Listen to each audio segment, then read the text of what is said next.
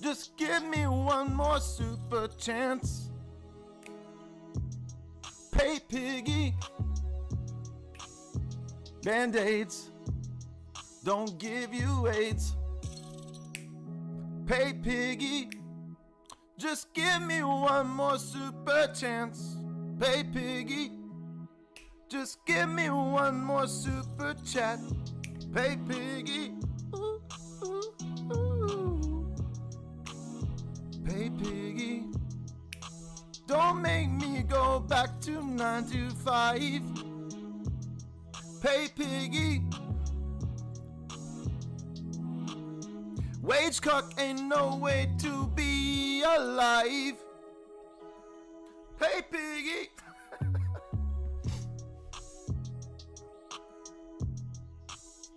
Pay piggy.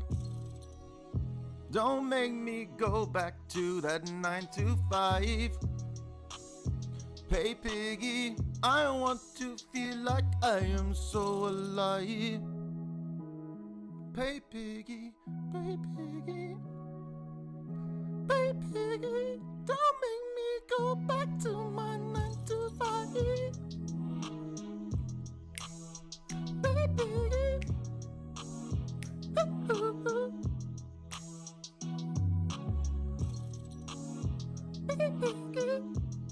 I like that. Actually, that's okay. I'm kind of liking that.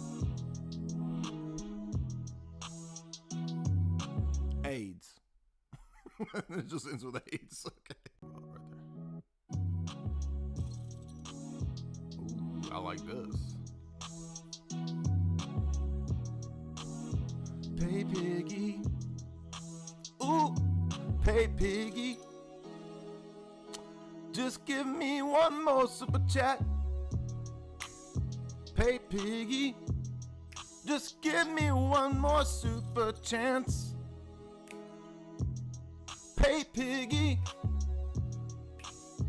Band-aids don't give you AIDS. Pay piggy. Just give me one more super chance. Pay piggy. Just give me one more super chat. Pay piggy. Ooh, ooh, ooh. Pay piggy. Don't make me go back to 9 to 5. Pay piggy. Wage cock ain't no way to be alive. Pay piggy.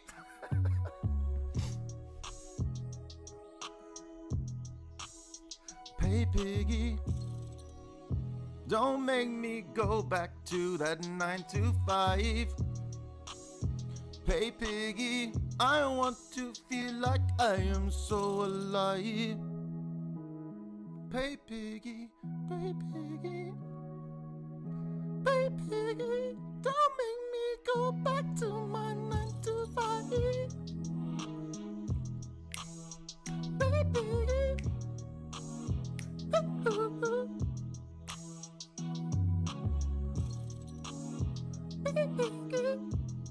I like that. Actually, that's okay. I'm kind of liking that. AIDS. It just ends with AIDS. Okay. Right there. Ooh, I like this. Pay piggy.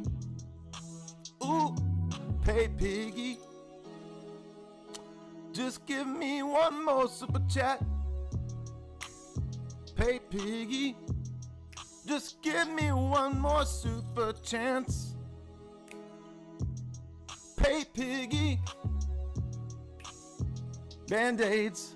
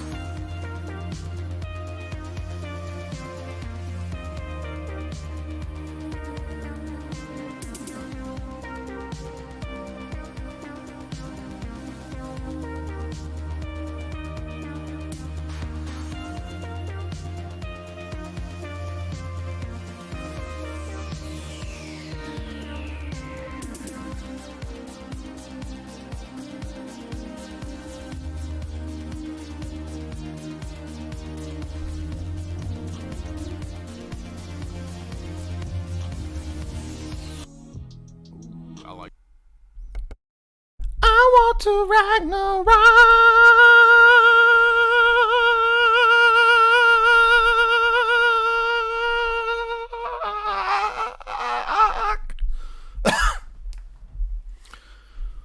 That was a rendition of Ragnarok by Halloween, the greatest of all hair bands.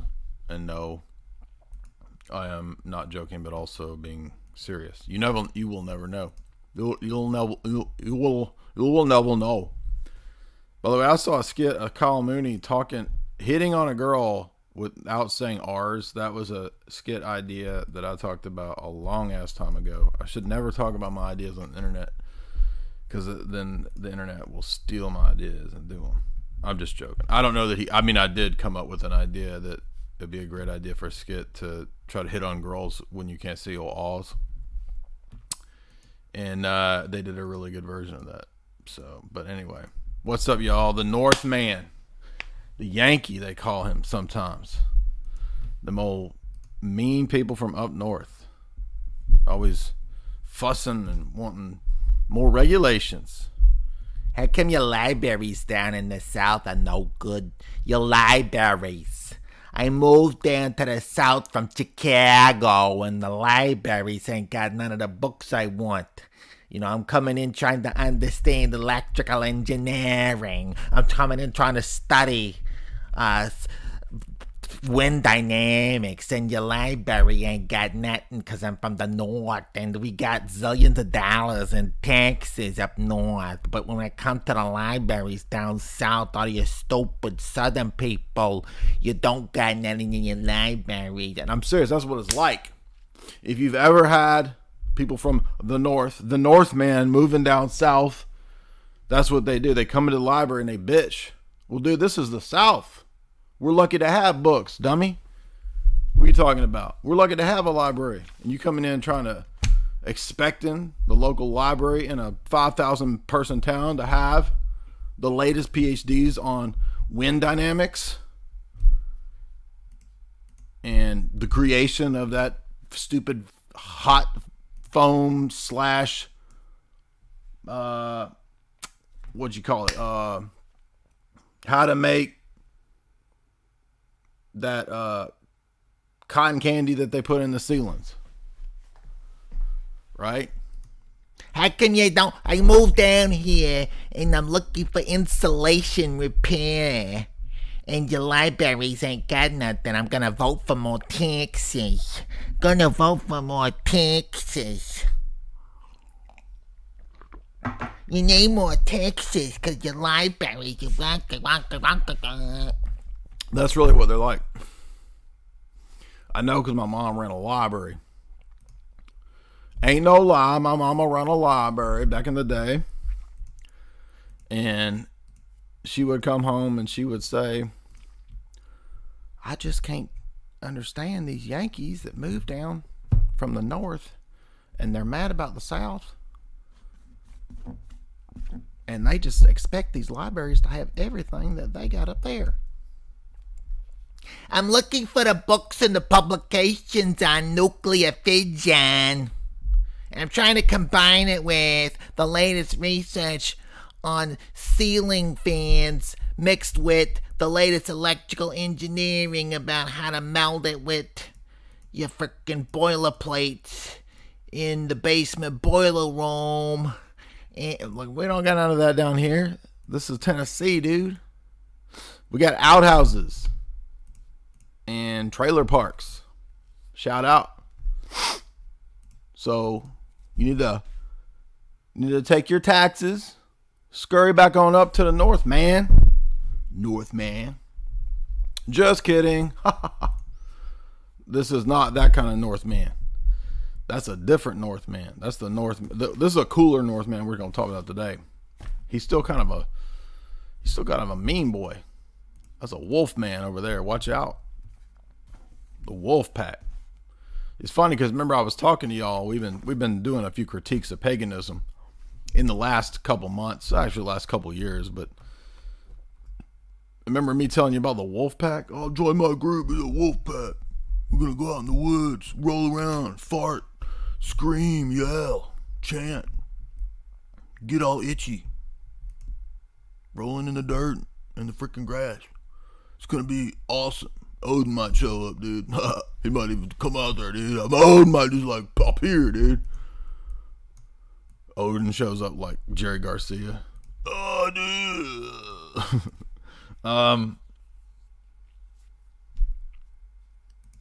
But it was just funny because the movie reminded me of that when I was joking about the wolf pack. Join the wolf pack, dude. And again, for those that don't understand, I feel like I need to start explaining what we do here. Because a lot of people come through and they're like, what is this? What is this? I don't get it. He's not merely repeating the news like I expected him to do. I'm sorry, this is not boring news repeating show. There's a million of those. This is, I don't even know what this is. This is, I do stream of consciousness, movie commentary, analysizer, breakdowns at a high IQ level for the Chad nerds. It's a confluence of things. It's a confluence of, you could say, Lord Voldemort meets Mystery Science Theater, meets Riff Tracks, meets Samuel H. Huntington, meets, what else? Other awesome things. Name an awesome thing. That's it. Put it in there. That's what this is. And I still got a boomer mad, furious boomer on that last live stream. How dare you? You must have a problem with your parents to make fun of scooter rounds and to make fun of rascals. How dare you? That's literally what it said. I wish I should have saved it. I was like, how dare you make fun of a scooter and a boomerang? So, boomers, every one of y'all would go to comedy clubs. Y'all would go out and watch, Rodney Dangerfield. Oh, look at the respect. Tell you. Oh, make fun of your wife. Oh, tell your wife to call me after, blah, blah, right?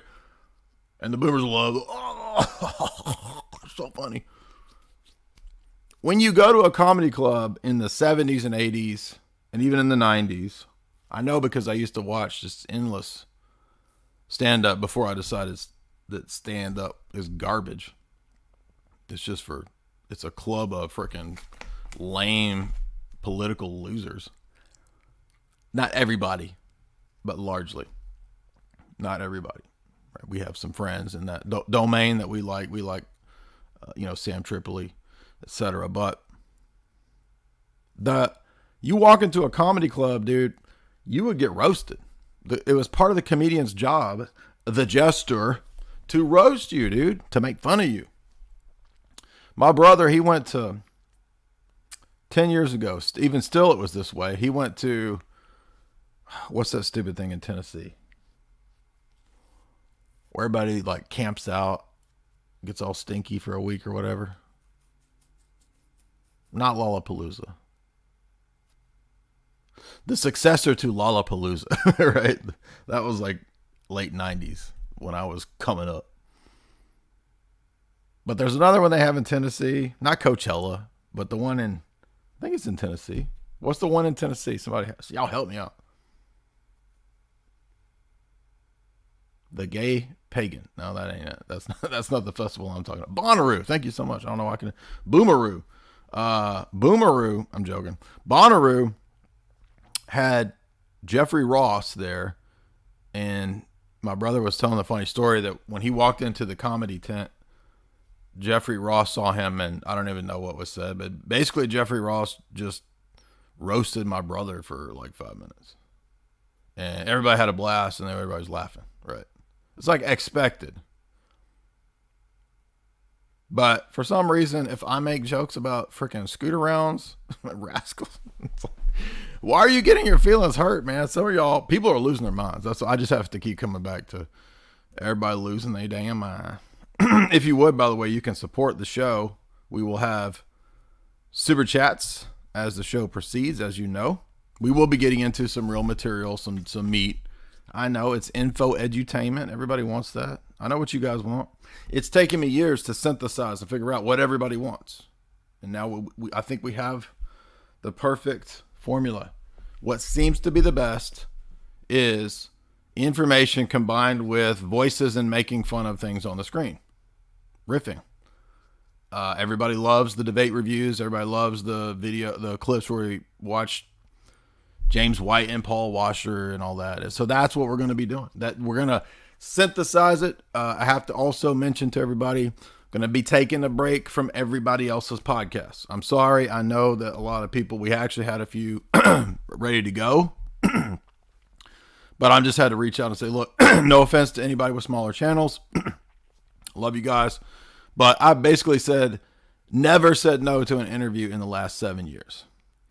And now it's time to alter the modus operandi, because not dissing anybody, but it's actually not advantageous for me to do 10 other people's podcasts in a week that have 1,000 to 7,000 subscribers, and then I'm not putting out that content on my channel. So it's just, we've gotten to a point where, just like when we, had to stop doing tutoring, it was fun to tutor for 2 years, but at a certain point, it's just too many people. I can't tutor everybody anymore. One-on-one, it's just, and that's good news. That's a good news. Because we want to keep growing the audience. We want to be able to reach more people. And, hey, whatever happened at Twitter, I don't know. But something happened, because I got like 1,000 followers in a week since all that Elon Musk stuff got mentioned. So what the reason for that is, I don't know, but something happened. So to me, it suggests that there's probably been some SHADOW banning, some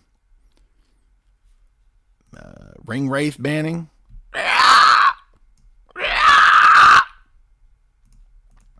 Shadow banning, ring wraith banning. Race on wings. If you would hit like and share. Also, you can support the show via the super chat function. You know that what keeps this show going, what keeps me doing this, is the super chats. We got a fun one today, y'all. Everybody really liked that Vegan Mox Machine Meth Gun Kelly video that we did. And I knew that was going to be fun. So let's get into some mythology. We're going to get into some esoteric stuff. We're going to get into the witch, little review. Remember, it was like 6 years ago that Jamie and I did one of our first podcasts. And guess what it was? The Witch, with Anya Taylor-Joy, or whatever her name is. Remember that? Well, that's the same director as the Northman. And he also did the Lighthouse, but I'm going to save Lighthouse for a separate analysis. It's not going to be part of this. So we're going to review a little bit on the witch. We're going to look at the Norse mythology. We're going to have a little fun little breakdown of that. Now, I'm not an expert in that. That's come up a few times in these pagan debates. And I pointed out that I did have grad classes, though, where we did do Middle English, early English, and then the mythology and the stories of that time. Like we did a grad class on Beowulf, all that stuff. So we got pretty deep into that. But I'm not a historian of this subject. Okay, so I don't know. I'm not a historian of the Eddas and all that. But we did do a whole semester class on this. So I'm not totally out of my element here. Also, I've seen Conan many times. Grew up with Conan. And it's hilariously awesome, fun sequels that are bad. Oh, I forgot to get my sad guru up. We wanted to play this little clip just because it was so good, of your boy Sad Guru here. I was glad to find this clip because it really does vindicate, again, everything that we've been talking about. So it's been going around. I'm sure you've all seen it. It's over on my Twitter. By the way, help get that going. That could go viral. I mean, it's not that many. It's got like 4,000 views right now, but 3,800. But this is the kind of thing that could, potentially go viral.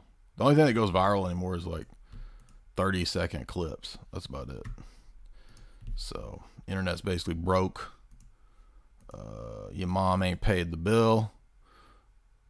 I told your mom last time she was staying the night over here, pay that internet bill.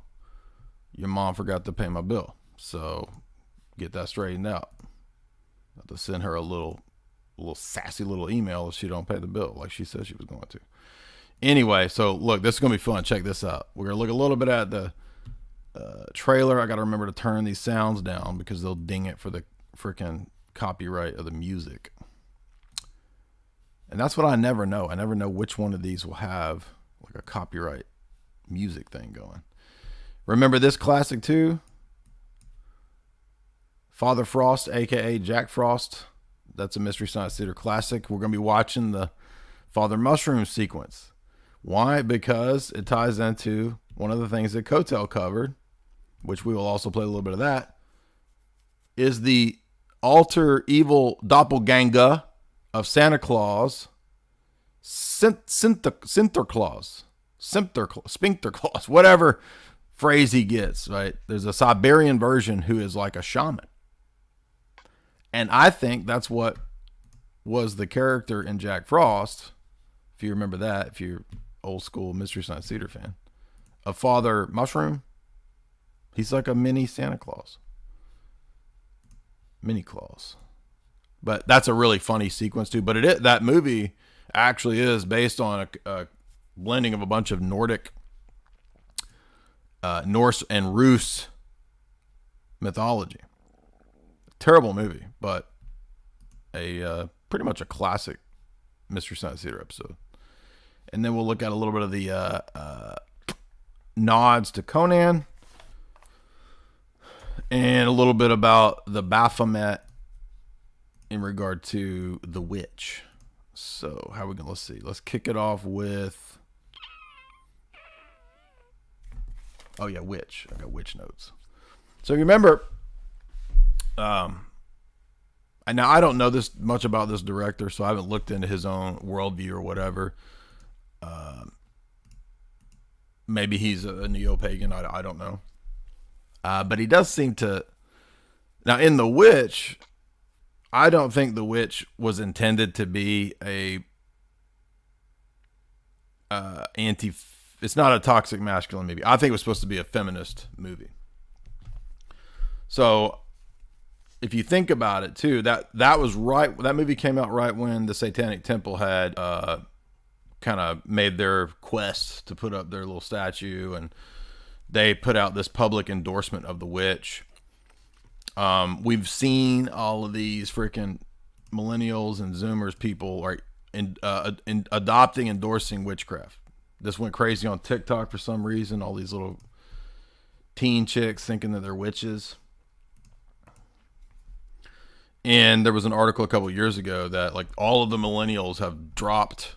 I think it was partly propaganda, but they've dropped all the traditional religions and they're all witches now. And it's like the victory of witchcraft. Witchcraft has won. Everybody's a witch now. And I've been saying for a long time that all of this witchcraft and the neo-pagan stuff and the Wiccan stuff is intentionally promoted.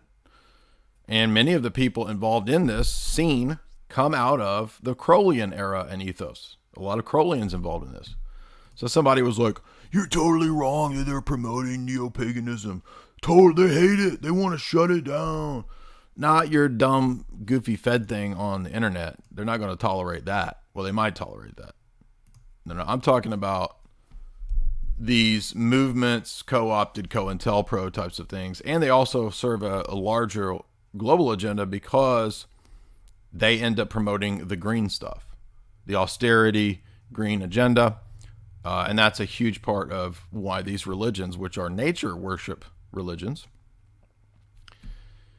all of the pagan religions really are a form of or a version of a variant of nature worship. And I'm not talking about the nature boy. Woo! I'm talking about nature worship. Okay? Different nature. By the way, did you know, as we will see in a moment, to try to bridge some of these cultures that are kind of on the outs, a lot of racial hate that we want to combat? Well, one way to combat it is that if people from Wakanda understood that the people in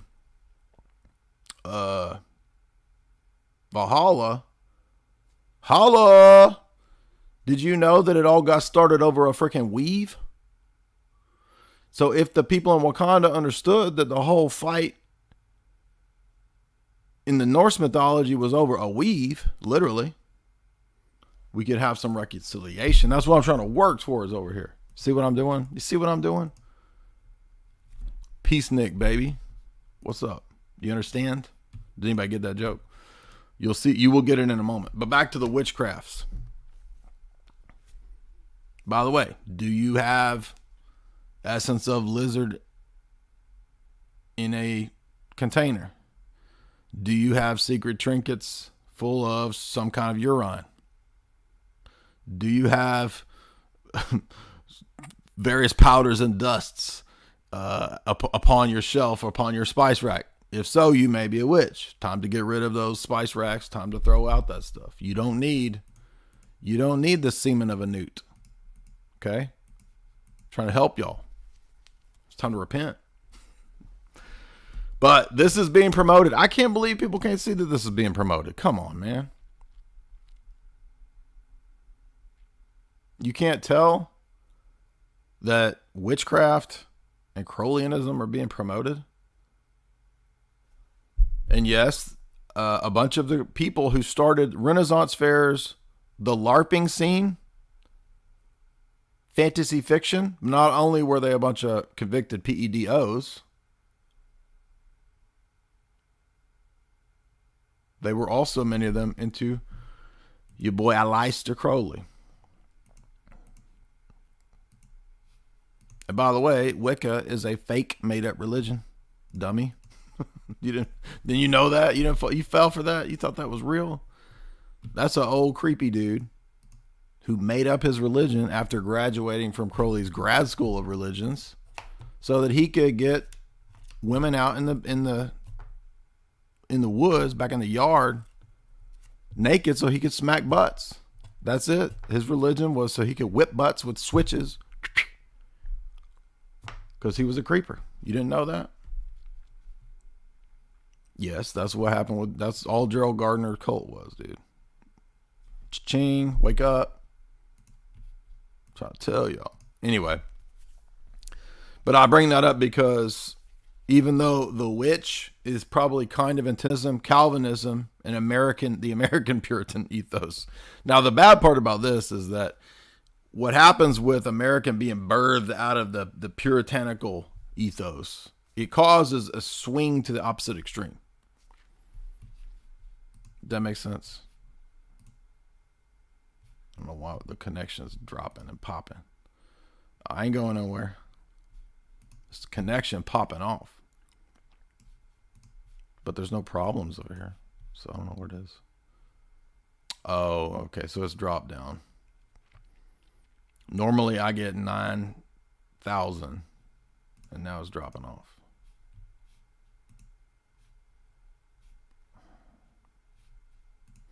I don't think I can change the bit rate in the middle of the stream. I could try doing this. Let's try that. All right. So I'm going to switch to cable, Ethernet. Let's see if that helps at all. But this is going to be so much fun. Why is this going to mess up right now? Come on now. 1,000 megabytes. This stupid ass dropping down to 1, dude. It's so annoying. But I had to plug in the cable, I think, to get it back up. So we were talking about the witch. Let's see. Millennials turn into witchcraft. That's all by design. I don't understand why y'all can't figure this out, right? Like, they got rid of biblical theology to bring in witchcraft. Now, if the pagans who are always critiquing Western degeneracy why are they not happy at this? I mean, what is the basis for morality in your system? And you can't just point to the virtues of fighting and sweating, right? I mean, how is that a virtue? On what basis is that a virtue? There's no justification for or knowledge of what right and wrong is, basically. Right? Now, we should be good now. We're getting, pretty steady stream. So, and yet the critique is, oh, it's tied to Christianity. It is a bunch of weakness. Okay, but if that's weakness, we need a standard by which we judge or know what weakness and strength is. Is strength just might makes right? If strength is just might makes right, then, I mean, couldn't my band of wolf boys just come in, tear up your yard, tear up your kitchen, tear up your turkey dinner, take your daughters as a harem? What's wrong with that?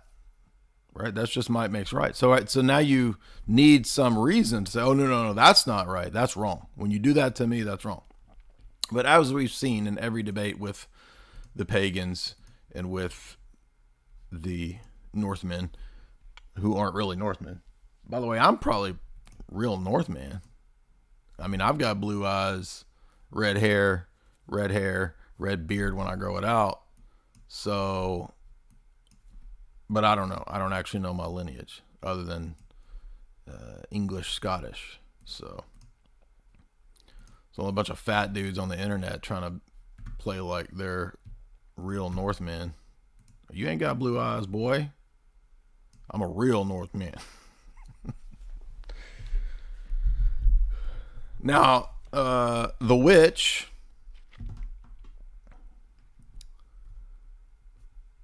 has this whole thing of, oh, it's against the patriarchy, and then Black Phillip, right, the sort of conquistador goat that shows up. He says, don't you want, what does he say? He has this phrase. He says, don't you want, I wrote it down.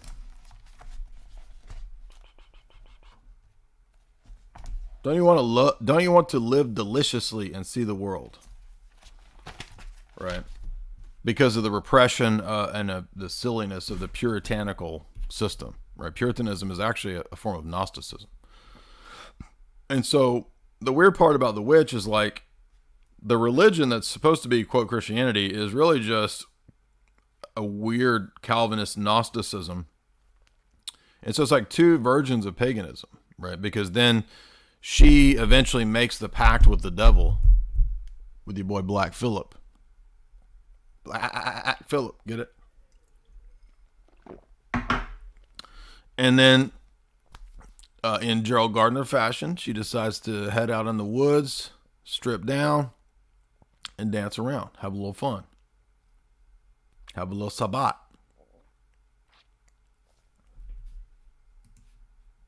As women often do. That wood time Sabbat. Right? And now you got to worry about that. I got to worry. Given the climate of today's atmosphere, the zeitgeist, I got to worry. Is my wood right now full of a bunch of naked maidens trying to smack butts and float? And a lot of them are going to be believing that if they kill an animal or do some spells, they're going to float. You can't float. You can't float even if you do those spells. Even if you let your Hierophant switch you on the butt, you're not going to float. Sorry. But all these millennials now think they're going to be witches, think they're going to float. I believe I can float. Oh, I forgot, by the way, that this includes the death of a baby in the movie, in The Witch. And the witch uses this as her first sort of spell and casting a spell and power. And this is a blood ritual covenant with Black Phillip, aka the devil.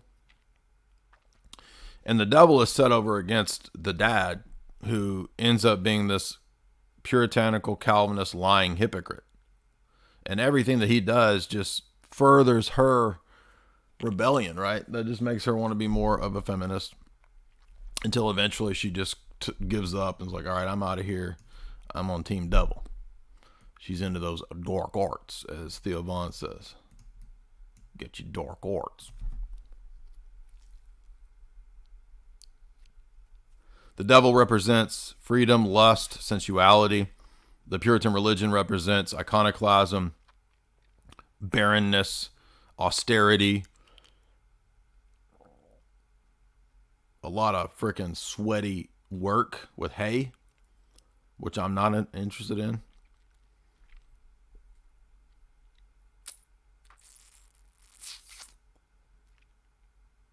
But you've noticed that the prairie muffin aesthetic is in. Did Anna Taylor-Joy, did she cause the prairie muffin aesthetic to become in? It isn't. I don't know why, but it's like the Mormon frontier style somehow became a thing. It's in now. It's weird. I don't know what's going on. Called AKA a prairie muffin. So Anya Taylor-Joy plays the prairie muffin turned into a witch. And I think, if I recall, this movie pulled from kind of classics like Hammer of the Witches by Jacob Springer, Nicholas Remy's, Witch Hunter books, Occult Blade, which, by the way, I've read those. I have those over here somewhere. But we've done talks and streams on that a long time ago. Pretty fascinating stuff. By the way, I feel like we still should drop chicks in pools, seeing if they float. I'm not sure that was the wrong style of justice. Maybe we should go back to that. Right? Like, you don't look like you're floating to me. You look like you're starting to sink. So we know what you've been up to. Out there in the woods. Smack a bus trying to float. You're not gonna float. Anyway, so it wasn't accidental either that this is when the culture was really being jammed with Baphomet, right? And Baphomet was popping up everywhere. It was in movies all the time, music videos all the time. Black Phillip comes as the Baphomet goat in this movie very clearly. And this goes back to the goat of Mendes, which, do you know the story of the goat of Mendes? I didn't actually know that. I forgot that Jamie went into that when we did that podcast. So I'll read that here in a second real quick. But Calvinism, posits basically an inherently evil nature. So nature itself, most of the time in Calvinism, becomes evil, which is Manichaean, which is, again, why it's Gnostic. Right? Natures have existence, they have being, they participate in being and in the good. So how could they be inherently evil? Right? Because God says everything is good in Genesis. So therefore there can't be any nature that is inherently evil. So evil has to be defined as either a privation or a move of the will away from the good. But in Calvinism, you have inherently evil natures. And this is precisely the sort of psyop mind trick that causes, what's her name, to go from prairie muffin to witch, to goth. She goes full goth, baby. I'm talking naked in the woods goth. By the way, she goes naked in the woods goth in the Northman too.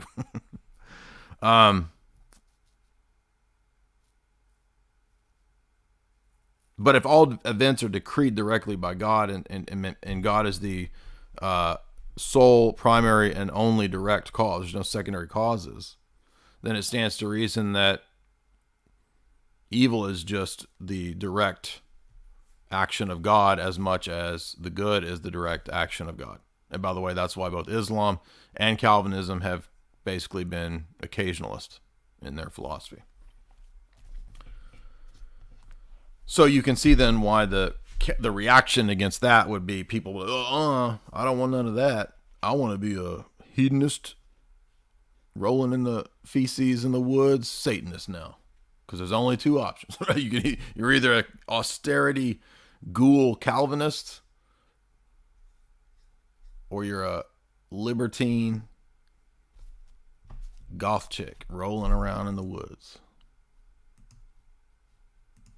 Right? That's the only two options, apparently. Well, that's not the only two options, but you can see the pendulum swing there, and that's why people, and really America itself, had this bizarre puritanical founding. And then, in a few centuries, we are like literally way the extreme opposite of that. It's a pendulum, right? Humans are creatures of extremes. And that's what the witch is about, in my view. Now, ultimately, it's probably just supposed to be about witchcraft and why someone would turn from Puritan Calvinism to the opposite, or what is seen to be liberating from that, because that's basically just a stupid cult. That's what Calvinism is, a weird Gnostic cult. But it's a Gnostic cult emphasizing a kind of austerity and asceticism all of its own, right? It's not an asceticism of like, don't be married and have kids. It's like an asceticism of God hates art, right? God hates pretty pictures, basically, and fun, right? All those things are evil. The Puritans literally said that. Like they were like, if you enjoy novels, that's wickedness. If you enjoy pretty art that's not purely realistic, just these bizarre, and what happens in those really strict, bizarre, Gnostic, legalistic religions is that people start to figure out that what is called evil is typically something that we have innately or naturally. So imagination becomes evil. Biological desires can become evil or are evil. Human actions are always motivated towards evil. And eventually it's like, well, so God is the creator and author of evil. And most hardcore Calvinists and Muslims are like, yeah, absolutely. So good is evil and evil is good, right? I mean, it's like it relativizes in the exact same way that any Gnostic or Luciferian system relativizes. So that's my Christian revision, my Orthodox revision of the witch, even though the witch wasn't really about that. But yeah, so if the devil shows up, he shows up as a conquistador. He's like, give me those the gold doubloons, conquistador. And he's a goat. But now let's get into the Northman, because the Northman, same director, that's why we were talking about the witch, will contain a witch archetype and figure in different sequences and instances, right? So there's a lot of nods in this to Conan. Did you notice that too? I noticed a lot of the parallels with the Tolkien imagery and symbol, and that's because, of course, Tolkien went to the Eddas and all these Norse mythological stories to kind of derive some of what's in Lord of the Rings, and the other works. But one thing that I was not expecting today when I was looking into all this, which you'll see in a minute, is the similarities between the totality of Norse mythology. We're going to be watching a video that's a summary of that, and Christian redemptive theology and eschatology. There actually are quite a few parallels. And again, if you haven't heard my discussion with Seraphim Hamilton, we went into why there is this. Yes, there's the doctrine of the logi, the logos spermaticos, but there's also, I think, inherent in the ancient primeval religion of Eden and soon thereafter, the gospel message itself. And I wrote an article many, many years ago about the gospel kind of being there in some of the Greek mythological stories, right? I mean, it's disfigured and it's loose and it's confused, but a lot of these basic ideas are there. And this, by the way, is sometimes what leads idiot people like zeitgeist type individuals or whatever to be like, oh, it's all the same, bro. Look, because there's a similarity, so it's all the same. No. A similarity could just be a similar origin, right? You're just assuming that all the stories are the same, so therefore they're all religions are like the same or whatever, dude. No, that's just like a super low IQ approach to this question. There can be all kinds of reasons why there's similarities. One could be aping the other. They both might spring from a earlier, more primal, skeletal, ancient version. So it's just a non sequitur to say that, oh, all the religions are like basically one religion because of similarity. And then it ends up being whoever goober is the one that's going to tell you what the one true religion is, right? That's how people concoct their own cults. That's what Crowley, Gardner, L. Ron Hubbard, all those people did. Just made up their own cults by looking at the similarities in the religions and then patching together their own, their own made up pizza. Let's take a little bit of ham and pineapple. Let's take a little bit of cheese. Let's take a little bit, and then they made their own pine. Which, by the way, did you hear about Chuck Entertainment Cheese doing that? Supposedly, people got pizzas and the slices didn't match. Does that make sense? Ooh, gross. You heard that? You get what that means, right? That's that austerity pizza. That's that environmentally friendly pizza. Let no good pizza go to waste philosophy, if you're into that. By the way, you can support the show via Super Chats. We got a bunch of witches in the house today. Nobody wants to Super Chat. Where the girls at? Prove to me you're not a witch. You can either prove it by not sinking when I dump you in the pool or Super Chatting. There's the two ways to prove to me you're not a witch. Because if you like what I'm saying, you would support it.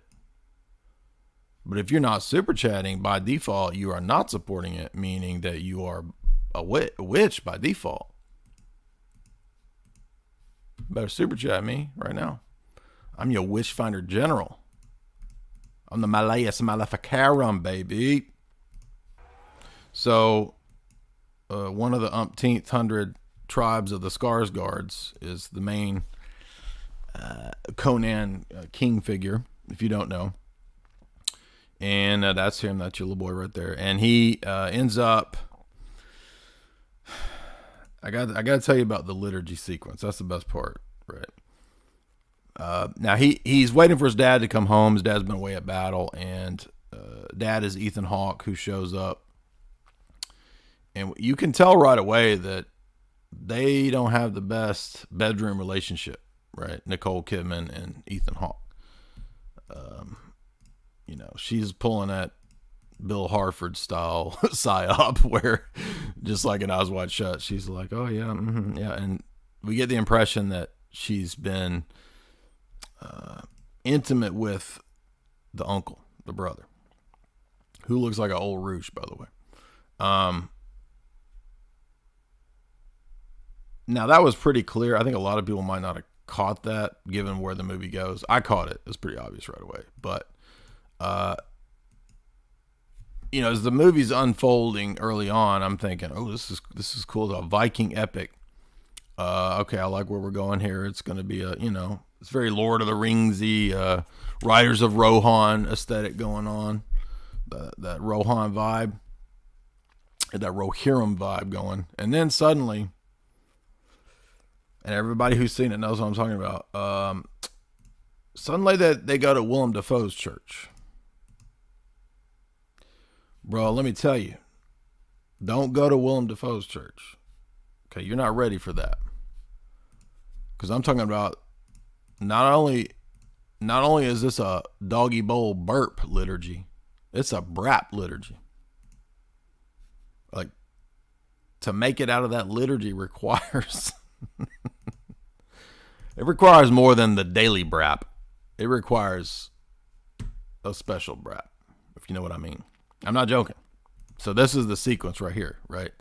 Willem Dafoe, your shaman, Father Dafoe over there in his underwear, giving people hallucinogens in their dog bowls.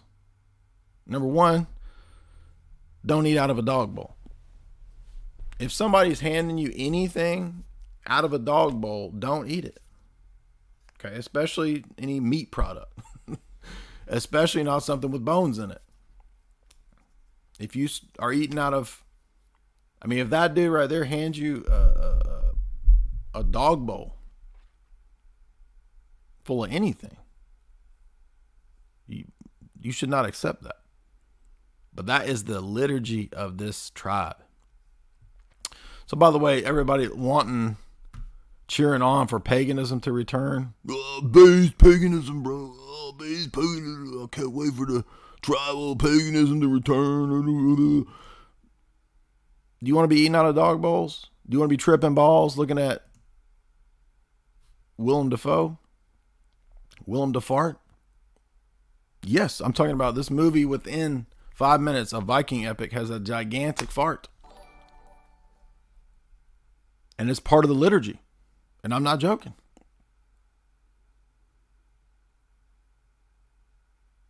So, by the way, Willem Dafoe, he gets beheaded in the movie. And then he gets some shrunken head thing going on. He's the only dude in the world who looks the same before and after between his normal and his shrunken beheaded head. Like, it's the same. He looks exactly the same when he gets beheaded and shrunken headed. And who else in the world could do that? Pull that off but Willem Dafoe. The Willem Dafoe liturgy. I had something else I was going to say about Willem Dafoe, but I forgot what. But we're going to get into the symbolism, and we'll break it down. So the reason that we're going to get into Santa Claus and the shroom connection is because it comes up in this movie, kind of. But it does immediately talk about, like Midsommar does, right? Everybody's tripping balls right away. So the liturgy, the ritual involves, this is the ritual passage into manhood for Lil Skarsgård, Lil Skarsgård. I mean, just be glad that you don't have to go through this. This is not the kind of passage into adulthood that you want to go through. We don't want to bring this back, man.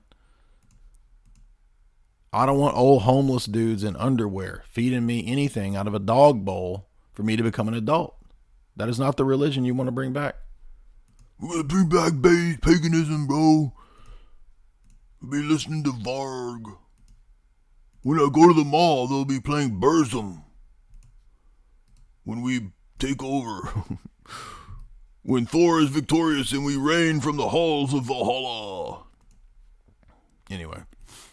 But yeah, so the ritual sequence was actually interesting because it did show him having the vision. So when he trips out, Willem Dafoe actually gives him the clue that would have solved a lot of his problems, right? And he said, do you remember what the clue was? The clue is women are the secret to knowing how men work, or something like that, basically, right? Women are the master psyops of men. And of course that is revealed when his mom drops the bomb, right? If you remember that. I won't say what it is because I know a lot of people haven't seen it yet, but Mama Nicole drops a bomb, dude. And it's pretty rough. So yeah, beware of that sequence. You'll know what I mean when it happens, right? This is a brutal film, right? As they would say in the 2000s, gritty. This is a gritty, brutal, violent, and yucky movie. So beware. Do not, if you don't like yucky movies, don't go. Because I had to turn away about 3 times. Me, right? 3 times. Like, all right, this is too gross. Can't watch that. Ooh, gross. So be forewarned. And it's not just the Brap liturgy. How long before the Novus Ordo is just like Braps? Just, I mean, we got clown liturgies. Why not clowns farting in the liturgy? Right? Like in this movie. I mean, why not? That's part of the indigenous people's traditions. Why are you trying to judge indigenous people traditions? So, I see I just burped, so I'm part of the liturgy. I'm part of the tribe now. I'm a man in this tribe.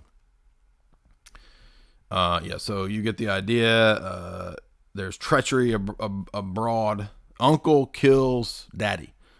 And then it becomes a vendetta quest, a vengeance quest for the exiled heir to the throne to come kill old Roosh, the evil uncle. There was another, and then there is Bjork. Björk is the witch who does all of the weird things. She's not even hardly in this for like 2 minutes. It's like she's in it for like 2 minutes as the blind witch, right?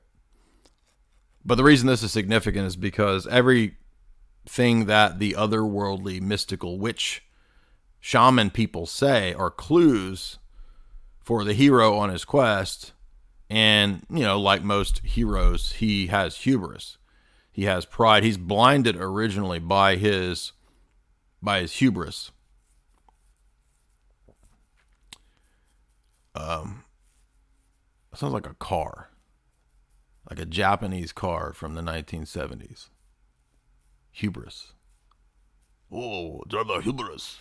Anyway, he's blinded by the quest and by the vengeance. And this is actually an archetype. This is a literary trope where early on the hero, going about the quest, his journey, he has to overcome himself, right? He's ultimately, this is a classic literary archetype because it's true, right? He ultimately has to overcome himself, right? Originally, he thinks his problems are the uncle, the external world, the people that have enslaved me, right? Because he eventually gets enslaved in order to infiltrate his uncle's village many, many years later.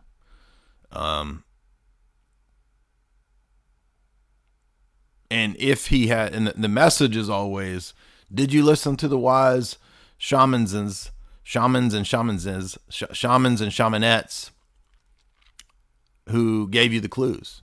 And of course, no one ever listened. But the clues in the movie are actually just everything the shamans say. And if you pay attention, it tells you what's going to happen in the movie.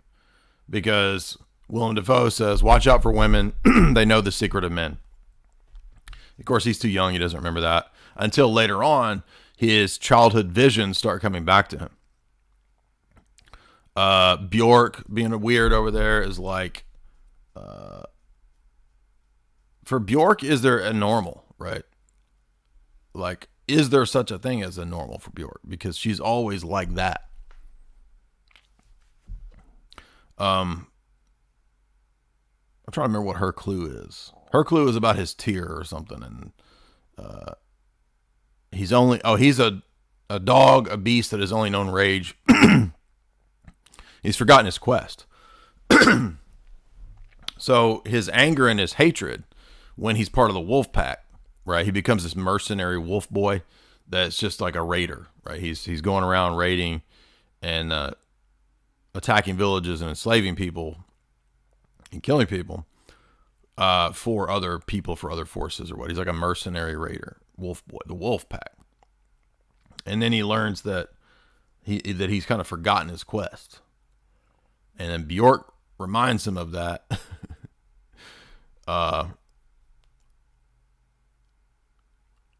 And then the next vision, I couldn't tell who the old guy was. He was present at when they were twerking, which they have a twerk session before they go out to battle. When he's part of the wolf pack. And there's an old dude dancing. Is that Odin? Because when he's in the village and he goes to the cave, is that Odin? Because it looks like Odin if you look at supposedly the artwork and the pictures of Odin. Or is that just another shaman? I couldn't figure out who that old bearded Santa Claus looking dude was. But he holds up the head of Willem Dafoe, which looks just like living Willem Dafoe, the shrunken, beheaded head, and he becomes possessed. And Willem Dafoe speaks through him and reminds him of the quest and tells him where he's going to die. And tells him you have to choose between kinfolk and love and kinfolk. And of course, spoiler alert, the movie's tagline explains it, right? Like, you determine your destiny or something like that. Well, it's because he chose both. Right, which was interesting. But I want to get deeper into there's a lot more symbolism going on than just the moral messages, which it's a classic hero's tale. It's very much a pagan epic style story. It's like Beowulf. It's like what you would read in Eddas or something like that. Vengeance comes up in those, by the way. as something that's kind of your duty. But one thing that was funny was that you would notice him acquiescing to the fates, right? Well, my fate is determined. I must keep my fate. So at one point he's committed to his quest and he's committed to fate. But then at a certain point he kind of like decides, I'm not bound by fate. And this is an incoherence in the pagan worldview. Because if what rules is chaos and the fates, then you don't have free will. But also the whole ethos of paganism is like individual courage, bravery, supposedly, which would require you to have the power of willing, right? To exert your will to dominate others. I mean, what does Crowley say magic is? The exertion of your willpower, the willpower of the magician, the magus, enforced upon the external world. That's classic paganism. Might makes right. Right? Is that the world that you want to live in? I mean, I can't imagine anybody watching this movie. And that's the only reason that I really appreciated the yucky parts.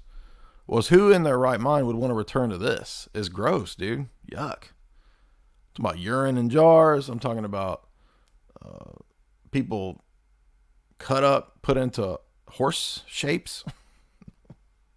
It's like a Hannibal Lecter world, dude. You want to go to this is where Hannibal wants to be. You don't want to live in that world. Clarice.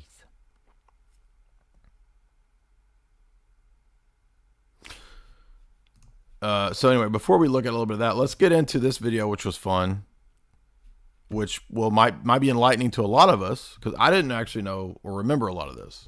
Okay, my grad class on medieval English and myths was 2005, so I forgot all this. But check this out. This is pretty fascinating. There was naught but the great yawning void known as Gunungagap. The first and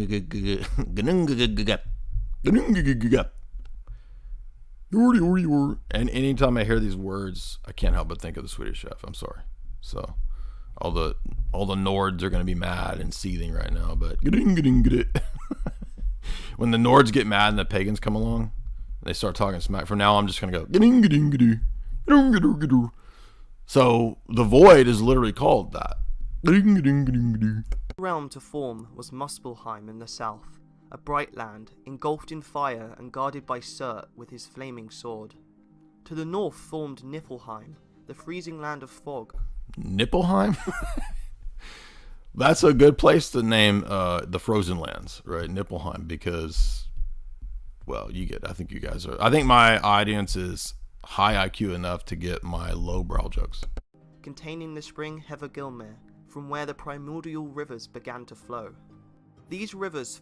Now, notice we're going to be noticing a lot of the parallels with biblical theology and biblical history and symbology as well. So this is very similar to the Genesis creation account.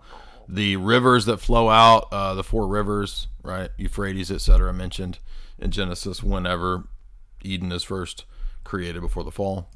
Into the void and began to freeze as they... Oh, and that there is a void, that there is the abyss, again also mentioned in Genesis, the void, from which God creates, right? Came further from their source, until the north of the void was completely filled with ice. The moisture rising from the ice froze, creating layers of rime across the glacial landscape. The south of the void... Dude, flat earth, ice wall, R.R. Martin, It was brightened by the sparks and embers flying out of Muspelheim, creating a warm breeze which drifted... You can tell Game of Thrones, by the way, totally brought, like, there's like ice zombies and ice walls, and it's like, come on, this is Game of Thrones, dude.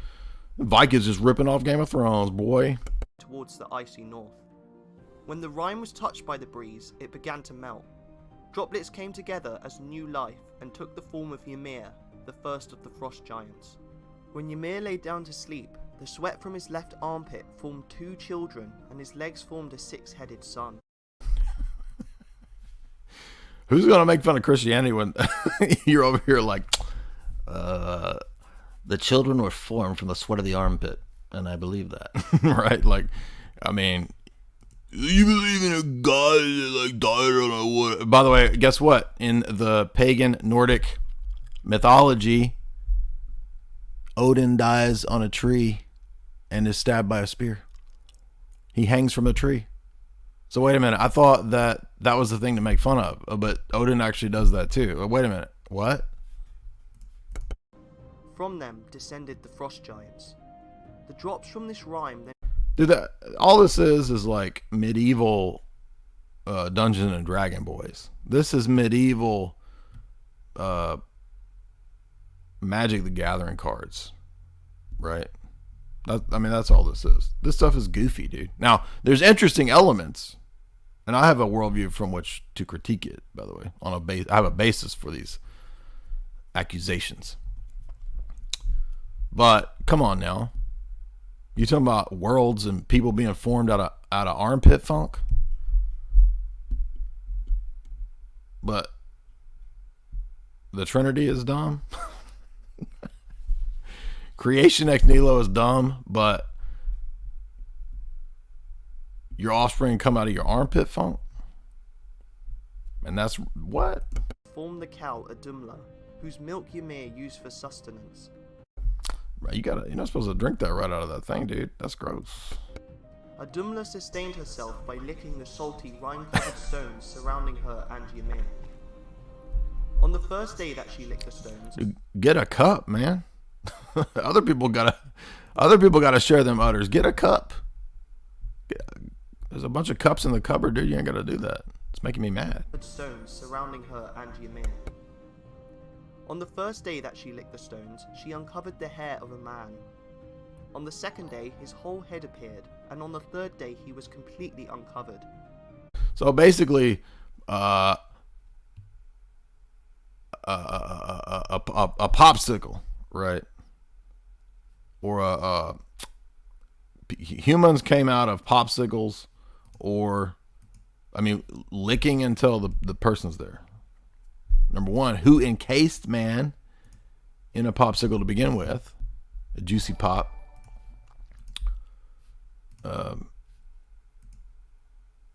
What's that nasty candy where you lick to get to the middle of that hard ass bubble gum that loses its flavor in like a minute? Tootsie Pop? You got a Tootsie Pop theology. You trying to laugh at my worldview when you got a Tootsie Pop theology? I was licking on a Tootsie Pop and out came a dude. That's your worldview. He was called Buri, and before long he fathered a son called Bor. Man, it sounds like somebody just making this up. Hey, this bitch was licking on a Tootsie Pop, right? And like it licked all the way down until they seen some hair. And then what happened was they gave him a name, they called him Burr. And then what had happened was he had cummed out. We was Vikings. Married Bestla, the daughter of a giant, and they had 3 children together. The eldest being... Now it's just turning into a trailer park, right? She had gone off and married a giant. And then they had a bunch of kids living over there in that cold ass trailer over there in Valhalla trailer park. Odin, the second Vili, then Ve. The 3 brothers killed the giant Ymir, whose wound... A lot of nude twerking going on, by the way, and that happens in the movie too. So if you're looking for wolf boys twerking, get ready. Being Odin, the second Vili, then Ve. The 3 brothers killed the giant Ymir, whose wounds unleashed a great stream of blood, drowning all the frost giants except Bergelmir, who built an ark and boarded it with his wife. They became the ancestors of all frost giants. Did you hear that? An ark? There was a period of giants. They boarded an ark and survived a cataclysm? Now, just wait, because it gets even crazier. Now, this is, of course, like I said, zeitgeist goobers are going to be like, that's all the same religion. No. It doesn't follow from the fact that there's similarities, that they have the same origin, or that they're all the same, or that there's one common religion. That's called a non sequitur. You don't know that. There could be many explanations for why there's similarities. Odin and his brothers took the body of Ymir to the center of the void, using it to create the world. The sea and the lakes came from his blood, and the land from his flesh. But you can tell that like it's like mixing the story of Noah up with how the world's created. And there'll be like these recurring versions of it, right? Because we saw God create or the world being created out of the void at the very beginning. And that's like Genesis 1. But this sounds like Noah, but also mixed with Genesis 1. But remember, too, that in biblical theology, there's a recurring redemptive cycles and patterns where you get expulsion and then a new creation or a new earth or a new beginning, right? Expulsion, new beginning, expulsion, new beginning. That's a recurring motif in Scripture. The mountains were made from his bones and the rocks from his teeth. Ymir's skull was used to create the sky and was placed over Earth's four corners. From Ymir's flesh spawned the dwarves, one of whom stood under each of Earth's corners. Chip the dishes, crack the plates, that's what Bilbo Baggins hates. They are called North, South, East and West. The brothers then took the sparks and embers flying out of Muspelheim, placing them throughout the heavens, creating the stars. They were positioned in such a way day could be distinguished from night, thus started time. The earth took a circular shape and is surrounded by a deep ocean. Along the shore of this Flat Earth, bro! Flat Earth, bro! Ice wall! By the way, note too the similarity between the tree of Yggdrasil.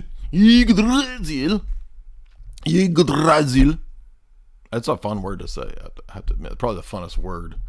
Probably the funnest word out there. Top 5 fun words at least. Yggdrasil is the tree of life. And it's also 9 worlds. It does kind of match up to the Sephiroth too, interestingly. And it matches up to other notions of 9/10 worlds theology and 9/10 gods. Very interesting, important parallels between Yggdrasil and Tree of Life. ocean, the brothers gave giants land to live on, which was named Jotunheim. To protect themselves against these giants, the brothers built fortifications further inland out of Ymir's eyebrows and named it Midgard. Built it out of his eyebrows. Do you know that's where IKEA comes from? It's a Nordic company.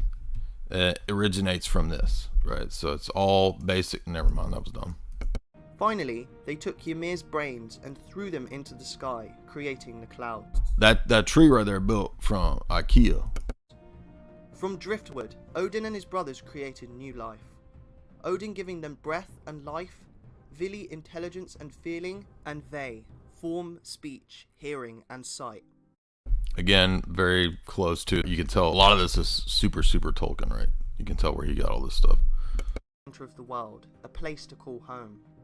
Odin became the ruler of Asgard and took the beautiful Frigg as his wife. She bore him Mr. Frodo, I'm gonna take you to Asgard, Mr. Frodo. Oh man, it'll come back, right? Sometimes, I guess. Well, the stream dropped down and then it went back up to 12 bits per minute, so I think I'm okay to just keep going. It'll catch back up. Oh, Sam! Mr. Frodo, I want you to put your clothes on. Don't get into your knickers, Mr. Frodo. Don't go rolling in the woods with the thoughts. Stay away from the witch girls. Don't get into them goth girls and rolling around nude in the woods, Mr. Frodo. You won't be able to float. Aesir, the divine gods who dwell in Asgard, and so Odin came to be known as All-Father, as he is the father of both the gods and mankind. To connect the realms, the gods built a bridge named Bifrost, which is known to the humans as a rainbow. Next to Bifrost lives Heimdall, who guards it against the mountain giant. They're taking the hobbits to twerk in the woods. Them evil goth chicks are going to be seducing Sam and Frodo out there in the woods, rolling around nude, twerking in the woods, right? And is the watchman of the gods. He sports perfect vision in both night and day, golden teeth, and a horn named Gjallarhorn, whose blast can be heard in all worlds.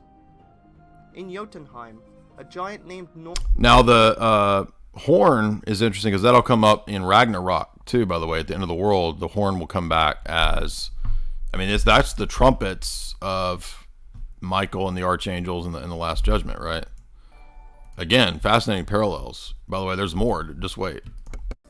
had a daughter by the name of Night. She, in turn, had a son called Day. Odin took Night and Day, giving each a horse and chariot, who were then bid to ride around the heavens.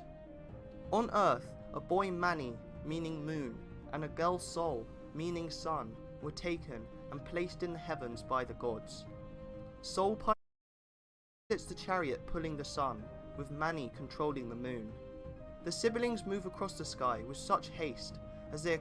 Now this is mentioned in the Psalms, right? That the sun is like a chariot riding its course. Scripture then speaks of Christ in the chariot in Ezekiel 1-10. If you remember when I was pointing out Michelangelo's Sistine Chapel, we got into the symbolism that he uses at the end of that video for the chariot, the sun chariot that runs its circuit. And then that's also present in this, which is fascinating because that also goes back to ancient Vedic religion and symbology. We did a whole ancient podcast. One of my first podcasts was on chariot symbolism in Vedic myths because it's parallel to what we're seeing here and what's in Scripture. All right, and then you got these two bad boys here, these two ruffians here, the two Cyberises, chasing after the sun and the moon, and that will come up in the eschatology with these hellhounds, the bad boys here. Constantly being pursued by two great wolves, Skull and Hati, who wish to devour them. In all, 9 worlds were created to hold the different beings of the universe. I think there's 9 and then one other one, or the void or whatever, which again is parallel to like the Sephiroth. It's parallel to a lot of other ancient cosmological structures, right? Which is fascinating because I think there's something to that, right? It comes up in Neoplatonism too. Asgard is home to the gods and Midgard to the humans. Alfheim to the light elves and Nidavellir to the dwarves, also known as the dark elves. Jotunheim was given to the giants, and Vanaheimir to the Vanir, a group of wise fertility gods. Niflheim and Muspelheim are the primordial realms which formed the cosmos. Finally, Hell is the land to which those who die dishonorably go, to spend the afterlife. These worlds are all connected by the great ash tree Yggdrasil. Yggdrasil has 3 great roots. The first sits above Urd's well. Did you notice, by the way, in the movie they did a really excellent symbolic representation of this when they had they would show the heart and they would show the veins coming out of the heart like a tree, and that's because the family tree is like the tree Yggdrasil. It's like a microcosm macrocosm, and then the sprouts on the tree is your bloodline, and that's why the heart pumps the blood, extends your blood to your offspring, the bloodline. Again, the bloodline, of course, very important in all ancient religions for the most part that I can think of. It's very important in biblical theology too, right? So that was presented in a excellent way. And there was a couple of times where he would have visions and he would go and he would see his bloodline dying because he would see the dead people on his bloodline as one of the options. If he failed in his quest, his bloodline would die. If he succeeded in his quest, he would have the offspring that he desired. And again, that's rife with parallels to both Old Testament and Christological prophecies with the fulfillment of the Messiah. There were even parallels to the Moses story, right? Because early on, his village is destroyed. The evil usurper, imposter, right, comes and destroys. He's the heir like Moses was. The usurper comes.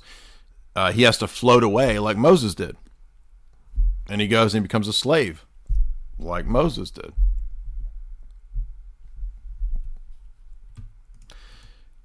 Here, however, it's the securing of the offspring of the bloodline that the evil villain angel, the brother and his henchmen and his forces represent, and the evil mom.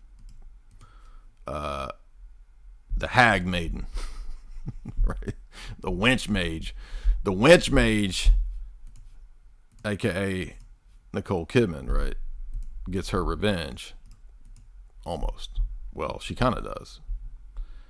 But she's the power behind the throne. That was an interesting element too, right? And then we'll also see magic and sorcery playing a key role in this movie too. But notice the parallels here with what we see here and what's in the movie, and with what we see in theological redemptive history. Well of fate, where the gods sit in council every day. Beside this well live the Norns, 3 prophetic maidens who determine the course of human lives. The second root of Yggdrasil is placed above Mimir's well, the Well of Wisdom. Beneath the final root sits Hevergelmir, the spring from which the primordial rivers originate. This root is constantly gnawed upon by the dragon Nidhogg. High in Yggdrasil sits a giant eagle who creates the winds when he takes flight. A squirrel named Ratatosk runs up and down the tree, delivering insults between the eagle and Nidhogg, provoking... That one I liked, right? So like all this is going on, and then there's just a squirrel who like does mama cut downs. Like all this elaborate mythology, it'll like get really elaborate and out there, and then it'll be like, oh, by the way, there's a squirrel that's a stand-up. There's a squirrel that's gonna roast you, by the way. There's some suns that come out of a stanky armpit, by the way. It's like, oh man, your mythology was getting so highbrow, so up there. And then, by the way, there's a giant fart god, right? Literally, like it'll turn into that. The universe, by the way, is farted out. Right? That's what Jim Jones said. The universe was farted out. He's talking about, literally, Jim Jones says that. He gives the real exposition of the gaseous globules. The universe was farted out. That's what he said. I'm not joking. He said, we did a whole podcast on that. Because there was an element of exotheology in the Jim Jones cult, by the way. But notice the parallels with, it's like pagan mythology is trolling me. Like they're telling this weaving this really cool story, and then it turns into a fart joke, which apparently people can't handle, by the way. Even though I think I've established in 1,000 videos that we have high IQ content. But if I do one fart joke video, people lose their mind, dude. They're ready to kill me. They're ready to throw me in there with the thoughts that don't float. They're ready to throw me in there with freaking, who's a witch? Stevie Nicks? I don't know. Who's a famous witch? Who's the most famous witch? I'm trying to think. Bette Midler. Hocus Pocus. Y'all, shout out to my witches out there. Who's the most famous witch that y'all can think of? Bette Midler. She's in Hocus Pocus, right? Sandra Bullock. She's a witch in Practical Magic. Shannon Doherty? No, not Shannon Doherty. Who's in Charmed? Who's the most famous witch? Cher? Okay. Okay. I could buy that one. Hillary. Well, you know Hillary is a witch. That's a perfect one to bring in Larry Nickel. Well, Larry Nickel, I used to work for Hillary, and let me tell you a story. Alex, Hillary is a dang witch. I went out there to pick her up from the airport one day, and she had a damn pumpkin full of candy. Alex, she's a witch. Does anybody even know who Larry Nichols is? I do all these impressions, and half the time people don't even know who you're talking about. So, Elizabeth Montgomery is a witch. Samantha. Dingle-dingle-ding. Marina Abramovich. Angelina Jolie. I'm going to have to say Marina Abramovich, Cher, Madonna. Madonna's probably the most famous witch. I'd say Madonna is more famous than Oprah. Wouldn't you say that? I mean, Oprah's probably got more money, but the Scarlet Witch is the most famous witch. Anyway, so I wish I was a squirrel that just delivered insults. I kind of almost am a squirrel that delivers insults. People are like, what's your job? What do you do? I'm a squirrel on the internet that delivers insults between the eagle and the dragon.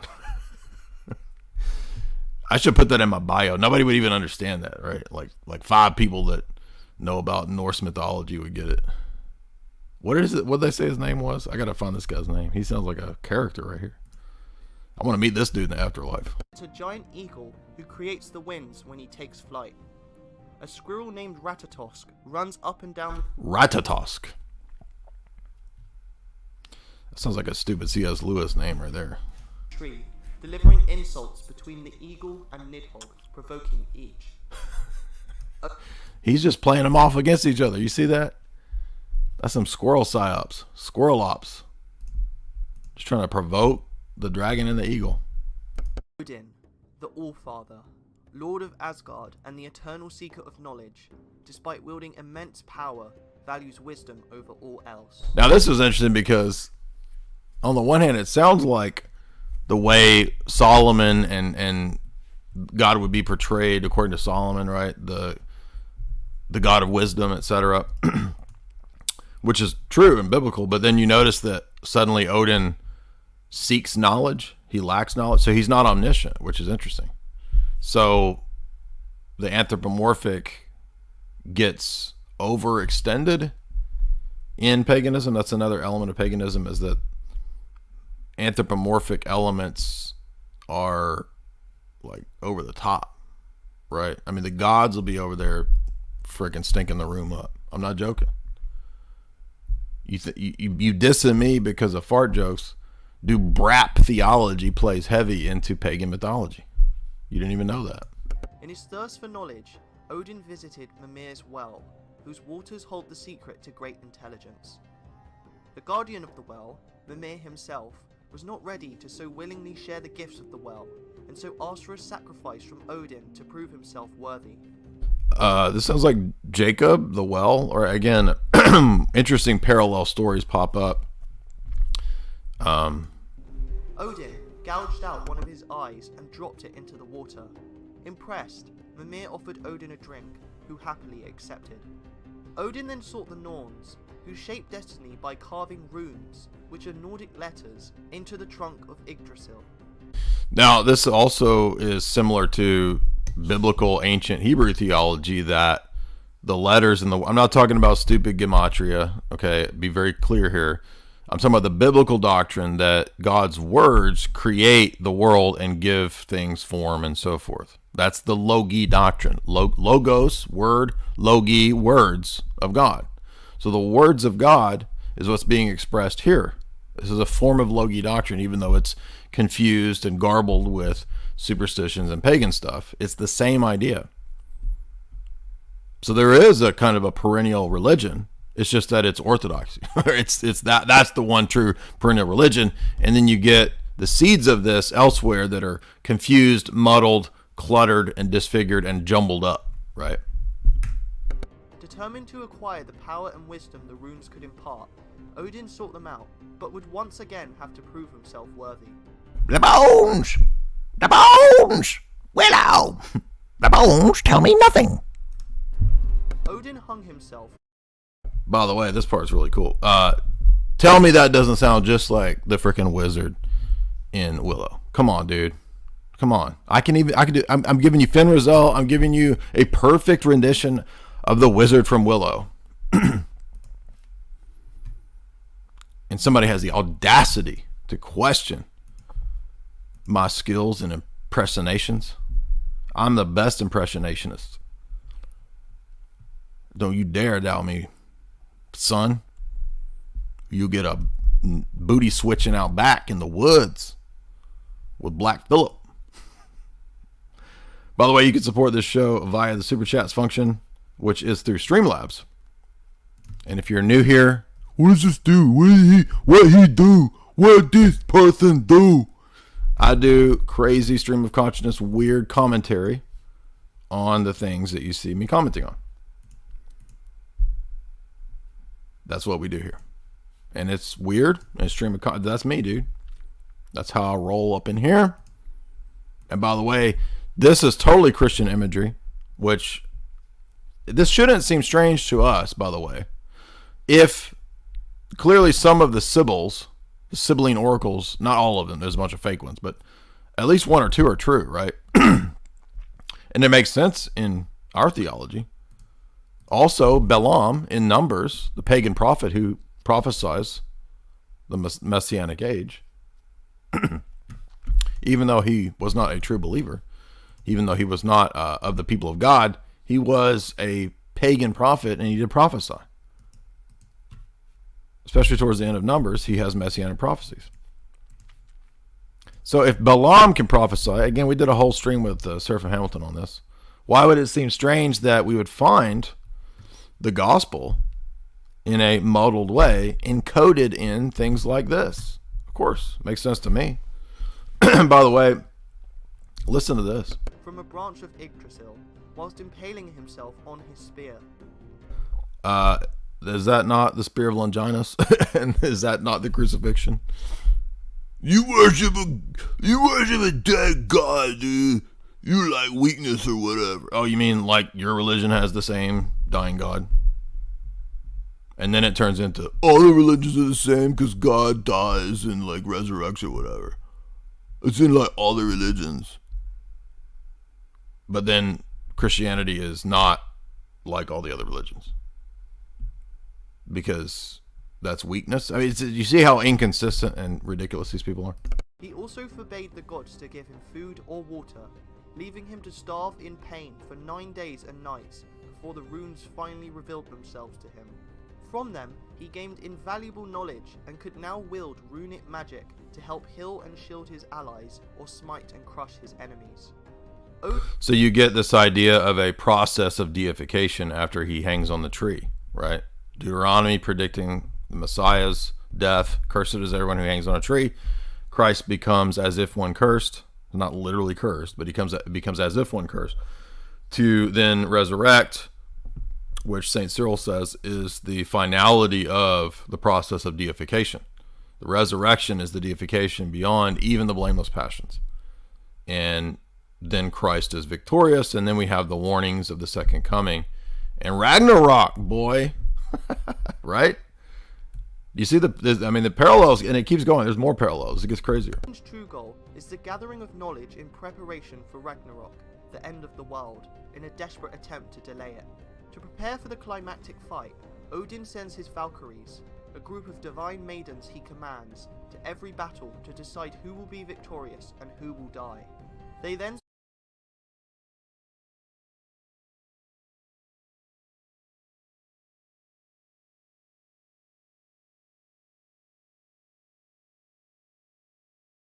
By the way, one of the things that was tripping me out, and by the way, I did not partake of the Shroom Brap liturgy of Willem Dafoe, but I was still tripping out over this. Dude, how did this Viking chick, how does Valkyrie got a retainer? how do a Valkyrie have a retainer? She got braces, dude. Braces of the gods right there. How does a Valkyrie have a retainer? That's weird. I don't know what was going on with that. Did Vikings tattoo their teeth? I'm not joking. I'm being serious. Like, is that a thing? Do they tattoo their teeth? I wouldn't be surprised. I mean, it sounds like something that would go on. Think about teeth tattoo. By the way, one of the gods is going to have a grill. I'm not joking. There's a lot of parallels between hip hop culture and your boy Loki and Thor over here. Select the most heroic of the slain and bring them to Odin's hall in Asgard, called Valhalla. Odin sits at the head of this vast hall with his two wolves, Geri and Freki. Odin himself. Gary? So one of the ravens just has an uncle name. This is Throndir. This is Gary. Gary the boomer uncle god. Himself needs nothing to eat and sustains himself exclusively through wine, which serves as his food and drink. Atop his shoulders perch two ravens, Hugin, thought, and Munin, memory, who fly off into the world. Hugin, Thunin, and Gary. Gary's he's a true Northman because he's from Chicago, and Gary's just over there, kind of looking to see where the lowest gas prices are in town. Odin sends me out about once a week, and the other Ravens, they got important jobs. That they're involved in collecting intelligence for the tribes of the gods or whatever. I'm out here looking to save a few dollars. You know what I mean? I want to see where the lowest gas prices are. Maybe there's a deal on oranges over at the Safeway. That's what it's a living. Every day at sunrise to gather information. They always arrive back for the daily feast and whisper the events of the world into Odin's... They always arrive back for the daily feast, but then Gary's a little late because he's coming in. Coming in with maybe a case of Milwaukee's Beast or whatever. I'm talking about the Northman, right? Right? I'm Gary. I'm the boomer raven from Milwaukee, okay? What do you expect out of me? The fallen warriors who reside in Valhalla are known as Einherjar, and every day they commence in friendly battle with each other. At Ragnarok, they will stream out of the hall and stand shoulder to shoulder with the gods against the forces of destruction. Thor, Odin's son, protector of mankind, and the mighty god of thunder, is the strongest of the gods. Yeah, we're getting in that. Never mind. He sports a magnificent mane of red hair and a giant rosy beard to match. Remember when I had my glorious mane when I would grow it out? It's red. I'm pretty much basically Thor over here. That's all I'm saying. I'm a dang Adonis. I'm your boy Adonis over here. Flying around the skies on his carriage drawn by two goats. While quick to anger, Thor is a well-meaning god and is often the unwitting victim of pranks played by the trickster god Loki. Oh, by the way, Adonis, Greek mythology, Adonis, black name. More parallels. We're going to find more parallels, by the way. We're trying to reconcile cultures. That's what we're up to here. Thor is married to the goddess Sif, who herself fell victim to a prank by Loki.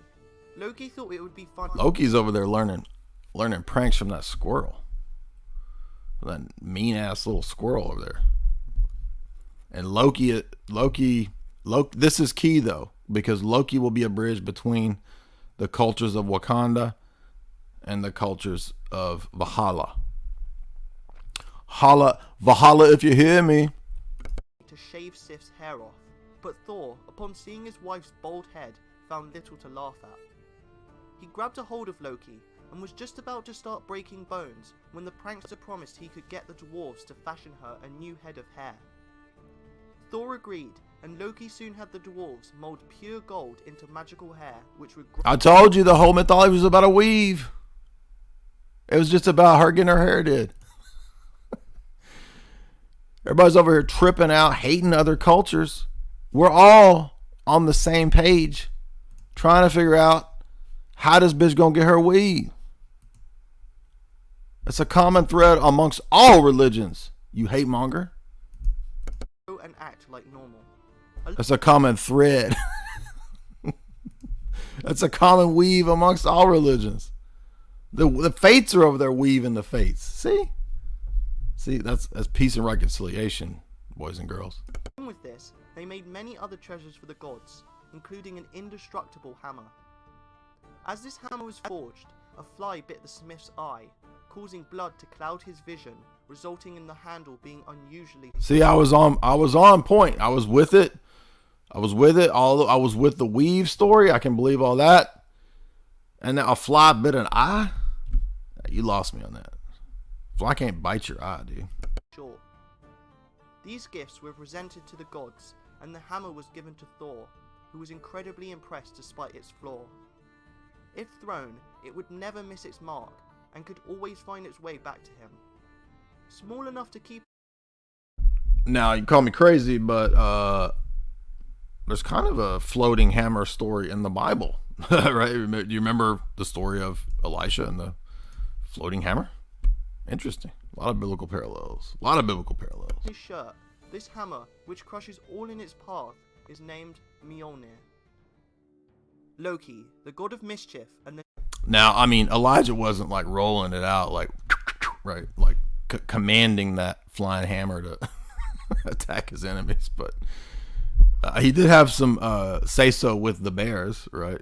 Gets Beastmaster over here. He's whispering to the bears like your boy Mark Singer did. Nefarious son of a giant aligns with or against the Aesir as he sees fit, often outwitting and pranking Thor, among others, for his own amusement. Loki went from a harmless prankster to a full-blown enemy of... He was low-key Loki. Then he becomes a bad boy. the Aesir, And I don't mean a Will Smith, Martin Lawrence bad boy. I'm talking about a Satan boy. On. He had several children, including the giantess Hel, who resides over the realm that takes its name from her. Loki's other children include the Midgard serpent, Thor's eternal rival, and the giant wolf Fenrir. So you got a rabid bad boy over here, Cerberus Hellhound. You got a Leviathan that goes to war against the son of the gods, right? Again, just parallels, but fascinating parallels. And the best part of this is going to be the eschatology. I didn't know anything about the eschatology, so that's fascinating. Wait till we get to that part. Loki became truly irredeemable when he orchestrated the death of Odin's son, Balder, the most beautiful... That's a legs day right there, right? If you're familiar with that internet pooch everybody loves. Cerberus over here, he's having a legs day right now. ...of the gods. Sensing his imminent demise, Balder went to his mother Frigg for help, who blessed him against damage of all weapons of all materials. The gods held a contest where they shot at Balder with arrows, who laughed as they rebounded off of him. Loki was angered by his invincibility, and so disguised himself as a woman and approached Frigg. He asked if Balder was completely invincible, and Frigg replied yes, to all things except mistletoe. Loki immediately gathered some mistletoe and approached... Talk about Loki rights, right? Loki is a champion of rights. Odin's blind son, Hod. As Hod was blind, he could not participate in the competition, so Loki offered to guide him, handing him a bow with an arrow made of... I mean, people are always talking about the degeneracy going on right now from the pagan crowd, right? But I mean, your gods are like turning into dudes and chicks back and forth all the time. So, on what basis are you saying anything's bad? Mistletoe. Hod shot Balder, killing him immediately. In their grief, the gods appealed to Hel to release the fallen god. She refused unless every being in the universe wept for him. The Aesir That sounds like a chick, right? I refuse unless every being in the universe weeps for him. Then maybe. To make this happen, apart from one giantess, Loki in disguise, who refused to cry, leading Balder to be robbed of his resurrection. The Aesir took Loki to a cave and brought two of his children before him. Alright, this part's dumb, so I'm gonna skip ahead to the eschatology. That's the best part. Ragnarok, boy, this is cool right here. Ragnarok is the end of days, where the gods are slain by the forces of chaos and the world is destroyed in fire. The end begins with 3 winters in which a series of battles rage across So, conflagration, the world is destroyed by fire, also a biblical idea. the world, where brother will turn on brother and the sanctity of kinship shall be broken.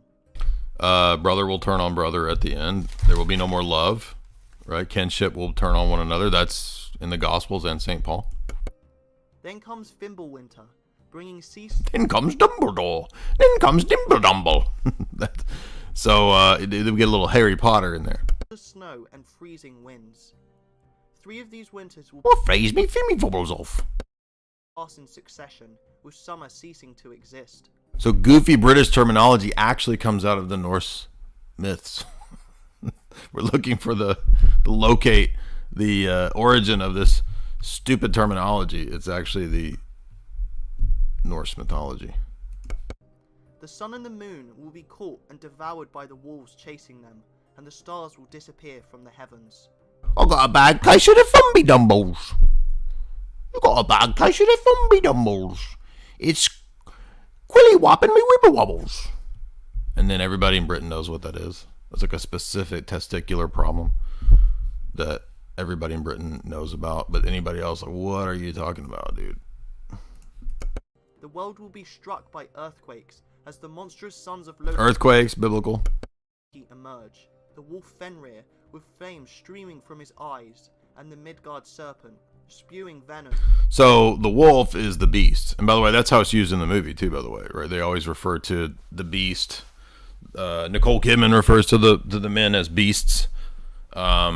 He's part of the wolf pack. The wolf pack is a bunch of beasts. Beast imagery is constant throughout, not just the movie, but also this mythology, because at the end of time, they're basically fighting these Final Fantasy level beasts, basically. Across land and sea. The ship of the dead, known as Naglfar, made entirely of the nails of the dead, will sail the frost giants of... I listened to that 2 or 3 times. The nails? Like, does he mean the fingernails of the dead? A ship made of fingernails? That's pretty trippy right there. Jotunheim, accompanied by Loki and the forces of hell to fight the gods. Amid the chaos, the sky is split apart by the soldiers of Muspelheim, led by the magnificent Surt, who will trample upon Bifrost, destroying it. Even Nidhogg, who gnaws at Yggdrasil's root, shall leave his home to Bifrost or Bipoc? aid the giants. Upon seeing Ragnarok approaching, Heimdall blows Gjallarhorn, alerting the gods to the end of days. The Aesir and... You get the trumpet, the horn being blown, end of days. I mean, it's archangel-looking imagery too, by the way. Einherjar march bravely towards the Chaos Horde, with Odin at their head. Despite Odin's preparation... I mean, I don't know if the white horse is in the mythology, but the Apocalypse has the white horse. The gods fall, one by one, until they are no more. Frey, the fertility god, advances against Surt, but is struck down by his flaming sword. So there's a loss of fertility? Is that what that's supposed to signify? People will no longer be fertile, sterile? I think that's probably coming. Garm, the guardian dog of hell, ravages the battlefield, leading Tyr, god of war and justice, to sacrifice himself to slay the beast. Thor takes on the Midgard serpent, striking his foe with lightning and hammer, the serpent responding with poison and fangs. Again, imagery of Christ and the serpent. Christ strikes the serpent falls like lightning. Christ crushes the head of the serpent, even though the serpent has bitten his heel, and he dies willingly, right, in the Passion. But the notion of crushing the head of the serpent, which is what Thor's hammer does, is what Christ does through the cross. Thor emerges victorious, but soon falls to the ground dead, succumbing to the serpent's poison. So once again, the Thor sacrifices his life to kill the serpent. That's the resurrection story. Odin engages Fenrir, and while he fights valiantly, the great wolf takes victory, devouring the All-Father there and then. Upon seeing his father fall, the god Vidar rushes at the wolf, planting one foot in the beast's lower jaw. Now, of course, it's, again, muffled and mumbled and confused because God the Father doesn't become incarnate. We don't have an image of God the Father. He doesn't die. It's the Son that dies, the second person of the Godhead, not the Father. And ripping Fenrir's head in two. Heimdall clashes with Loki, and each will fall by the other's blade. Finally, Surt covers the whole world in fire, destroying it in a mighty blaze. That's the conflagration. Our God is an all-consuming fire. The fire of God's very presence permeates and cleanses the universe at the end, or near the end, you could say, before the new heavens and the new earth. Now, again, it's muffled and mumbled and confused. It's not exactly, it's like the same kind of patterns are retold. So don't look at it strictly chronological, because there's even going to be an element here of the eschaton, right? The new heavens and the new earth and the eschaton here. This is not the end, however, as from the end of the old world, another can be born anew. Few escape Ragnarok, but those that do rebuild the fallen world. Odin's sons Vidar and Vali survive and inhabit the ruins of Asgard. Thor's sons Modi and Magni later join them, carrying Mjolnir with them. Baldr and Hod then ascend from hell together and reminisce on the bygone age. 2 humans survive by hiding in a place known as Hodmimir's Wood, and will have many descendants. Anyway, so it goes on to say that humans kind of start things over, and it's not exactly the same as Orthodox eschatology, but there were some interesting parallels. So if you want to watch this guy's video life guide, I'll put it in the chat for you guys here. But I don't want to I don't want the stream to go on for forever, so when I'm gonna get to the point here, to the brap climax, if you know what I'm talking about, to the final brap. Now, one thing I did want to talk about was the importance in the film of shrooms, and I'm not advocating drugs, but it comes up in the movie as an important tool that our hero and his new witch chick, his wife, cook up these schemes. They start pulling out some serious psyops on the village when they infiltrate his uncle's village, and because he's on his vengeance mission, right? Let's see. I'm looking for my notes here. Let's see.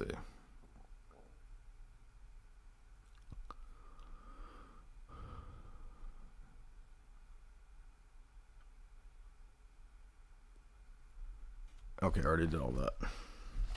Oh, the katabasis. Gotta mention that.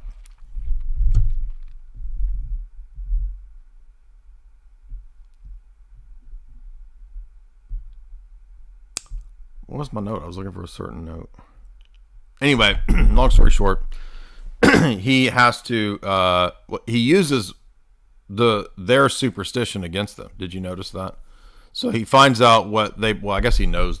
I'm assuming it's the same religion. I don't know. When he gets to this village where his uncle is, there's like this old woman priestess instead of priest, which in his original village it was Father Willem Dafoe as your shaman, right?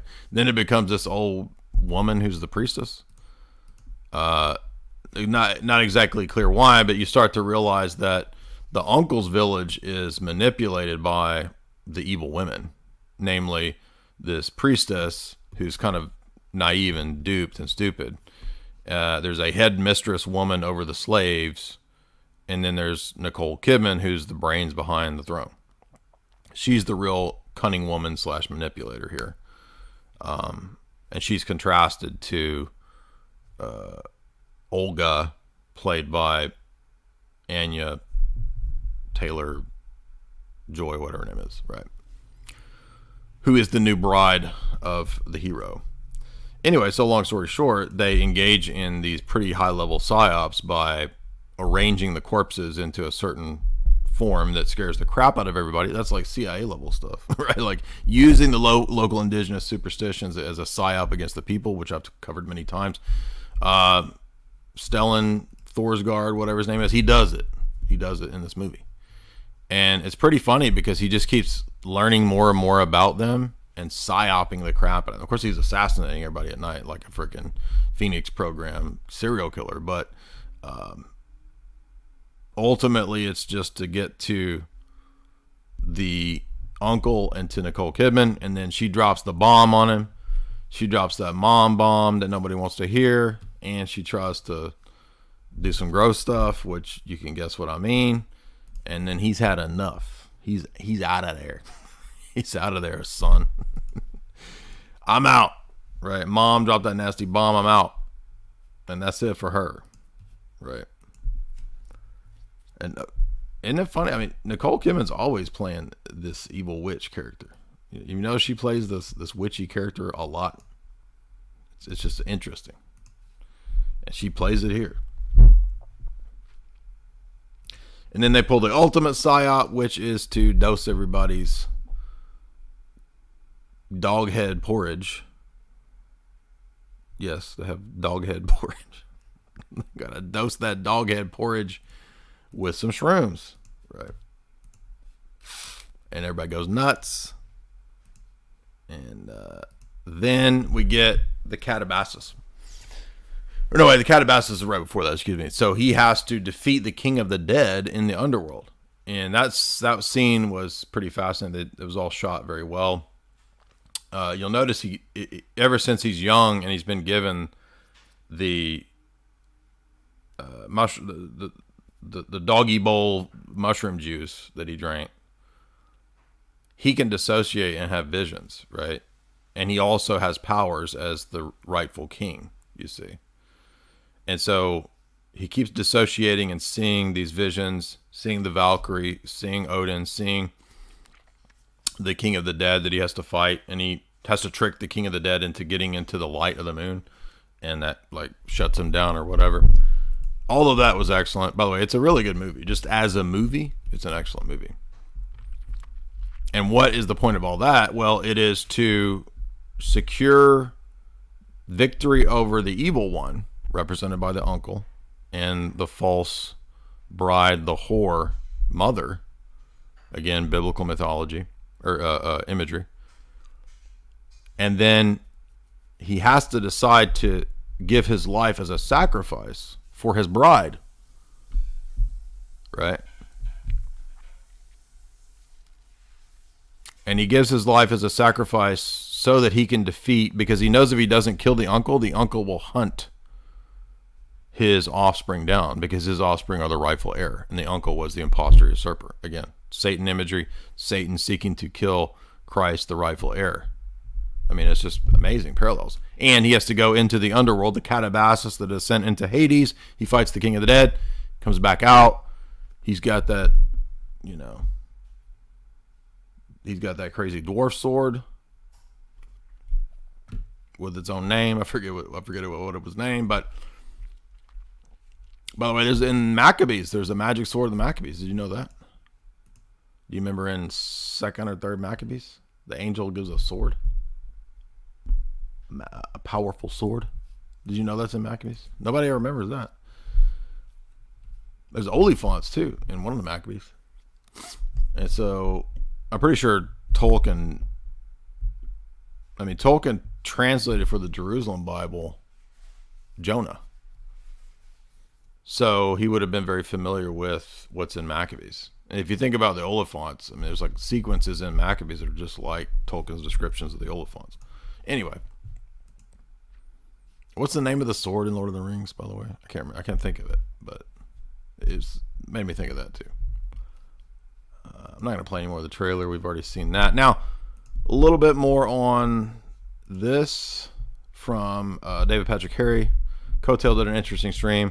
This is not knocking Santa Claus. It's not knocking... I mean, obviously, I did a whole video on who St. Nicholas is. Okay, but what we're talking about right now is the doppelganger evil version. Right? Claus or whatever he's called. Krampus. Person of St. Nicholas of Myra, one of our great Orthodox saints, the one who slaps the crap out of Arius at the council. We love St. Nicholas, and he is certainly the origin of the Christianization of a lot of different winter old men figures, and that's what Ded Moroz is over in the Russian. And we're gonna begin getting at this. But Sinterklaas is the Dutch version, and that's really, we're going to find out that Santa Claus, and the term Santa Claus is already a very American idea. It's a very American idea. That it's actually not till the 1800s, the 19th century, that Santa Claus, as we understand it, really gets going. And I'm going to be diving into even Coca-Cola and Thomas Nast, and how the sort of Finnish depiction, Germanic depiction of Father Christmas turns into what Americans called Santa Claus. And so the whole world now refers to this particular entity as Santa Claus.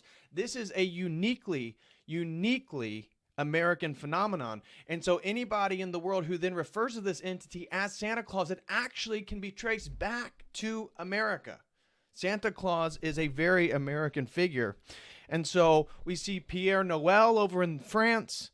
We see Father Christmas over in England. We see Dead Moros over in East. There's a French Santa Claus called Pierre Noel.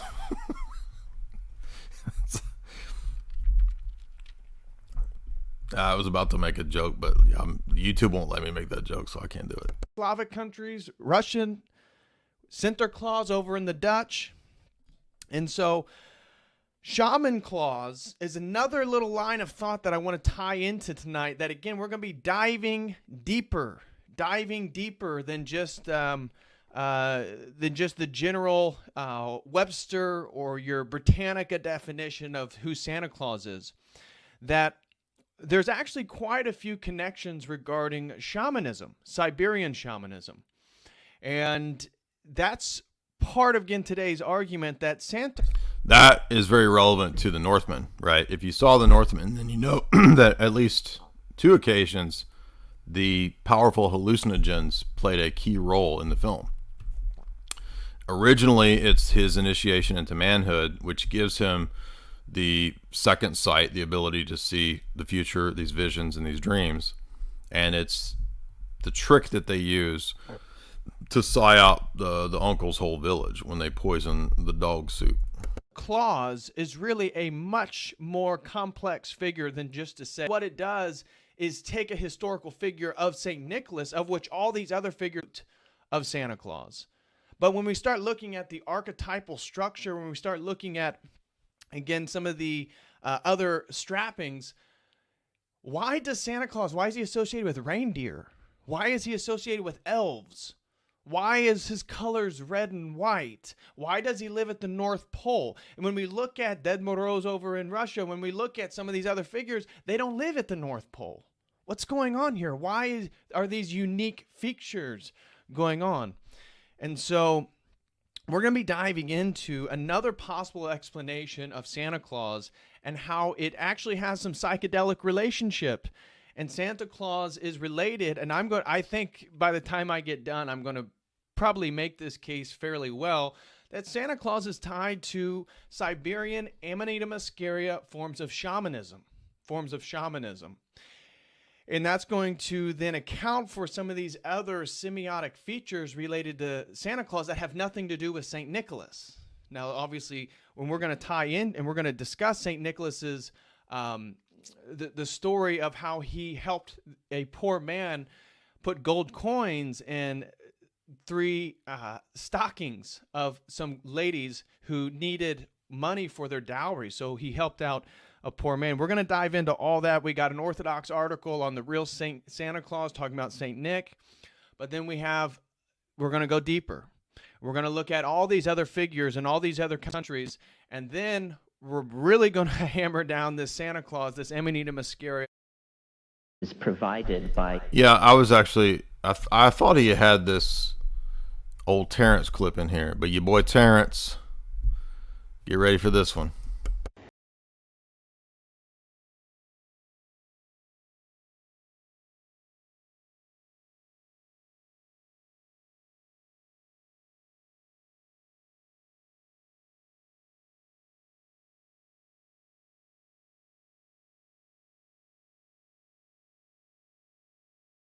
Ho, ho, ho. Have you been a good little boy or girl this year? I hope that you've been a good child, because if you have, then into your stocking perhaps I will put small dainties or sugary treats. However, if you've not been a good little boy or girl, then I may find some of the darkest coal and place that also in your stocking. And believe me, when you place your stockings on and try to run with those on when you've got large chunks of coal, it is very difficult.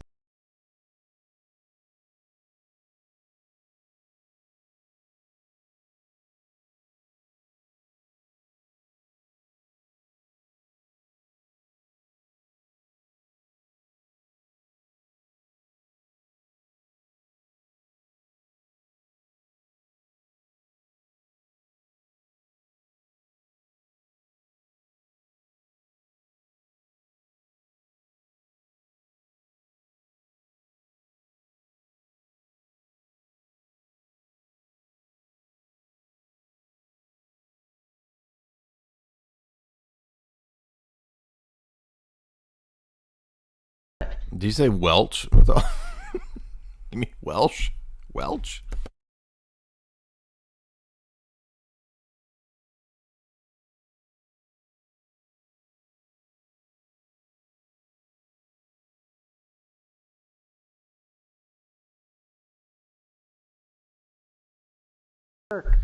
And if you can change into a girl, then I'm gonna need a mascara for my eyeliner. Because some of the gods can change. You too can change.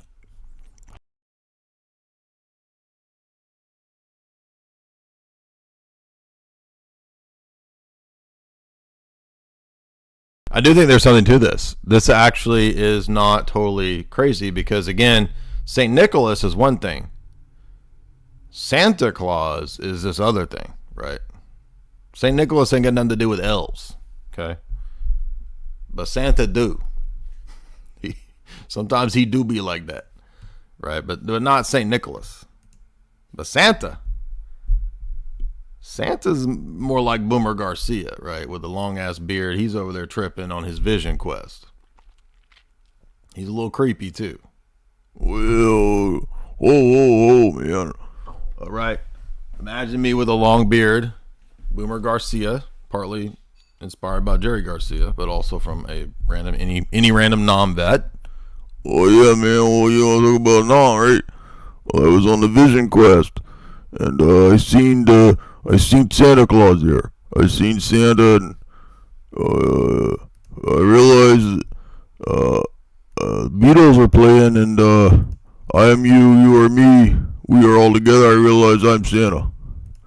And the Santa is a mushroom. He's the king of the mushrooms. He looks like a toadstool.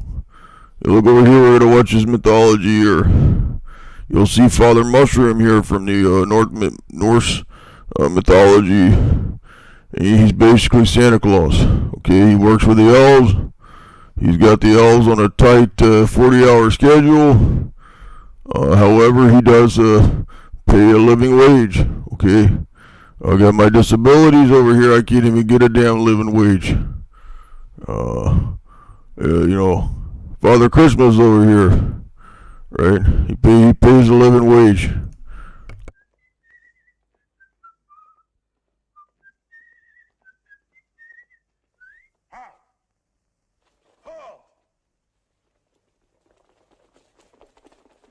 You're captured.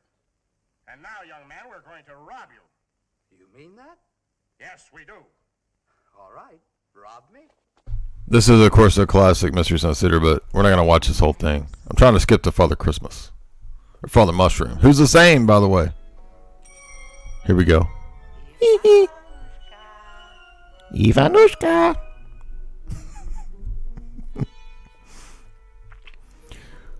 Well, when I was out there with the 45th, 145th Airborne, when we were in Nam, I was about to be killed by a bleep, and I looked over there and I seen Father Christmas there. Father Christmas handed me a hand grenade. He said, Merry Yule. And I stuck that grenade over there in the Viet Congs, right in the middle of their camp. If it weren't for Father Christmas, I couldn't have come out of there.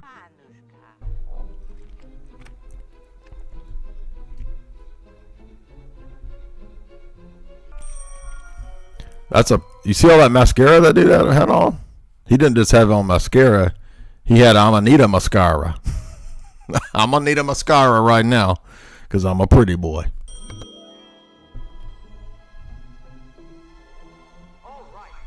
At the end of this is Father Frost, who also must be so annoying, but with 3 clicks, who also is what Kotel's talking about.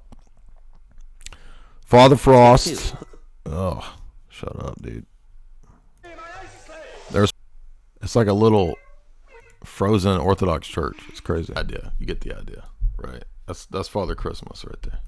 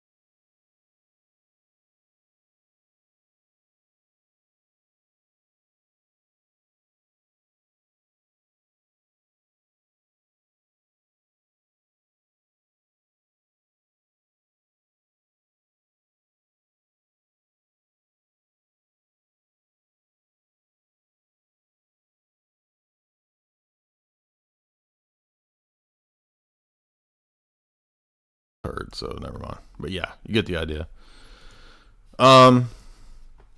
Yeah, so I did want to make that point. Maybe we should do that Russo-Finnish classic Father Frost for a riffing experience. I think we're still going to, because we're almost at 90. I think we're going to do some more Nick Cage because Unbearable Weight of Massive Talent is out.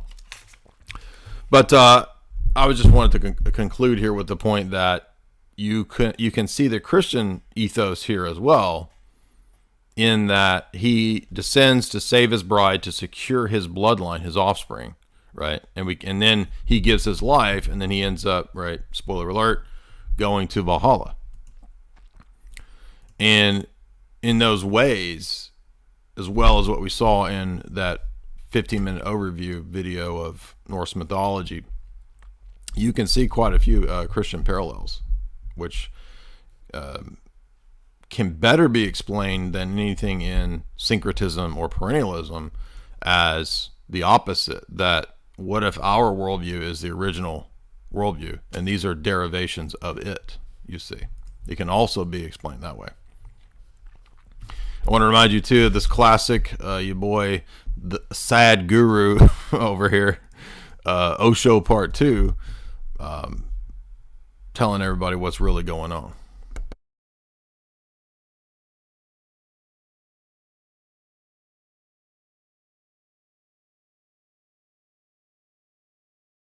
Let me start that over. Here we go. Is ecologically disastrous. The way we dress is ecologically disastrous because the third largest polluter on the planet is textiles. Most people don't know this. Yeah, but what about the way we dress that's aesthetically disastrous, right? So, everything that we do has become violent in the world, the very way we exist. So this transformation needs to happen, more understanding of not of ecological sciences, more of life in terms of that this life can only happen if everything else is well. This is slowly sinking into people. I feel in terms of awareness, substantial work has been done, but now it is time for action, because if action doesn't happen now, the window of action that we have, once we miss that, then what we need to do will be much more, and the pain that we will go through as humanity will be much more.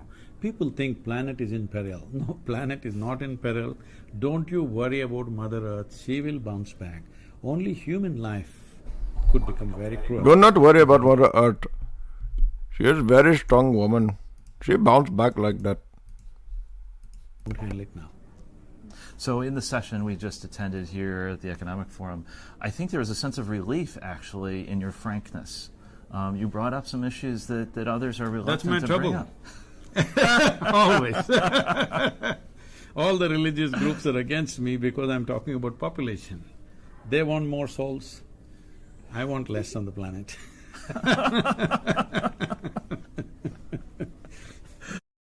Well, there's your evil Santa Claus right there, right? They want more souls. I want less souls. He needs to work a little bit on his booger whistle, because Osho had that perfected, and I think that's really what soothed everybody into listening to Osho, was that subtle booger whistle that he would always do. It's almost like Link's flute, right? Osho's like, the people are retarded.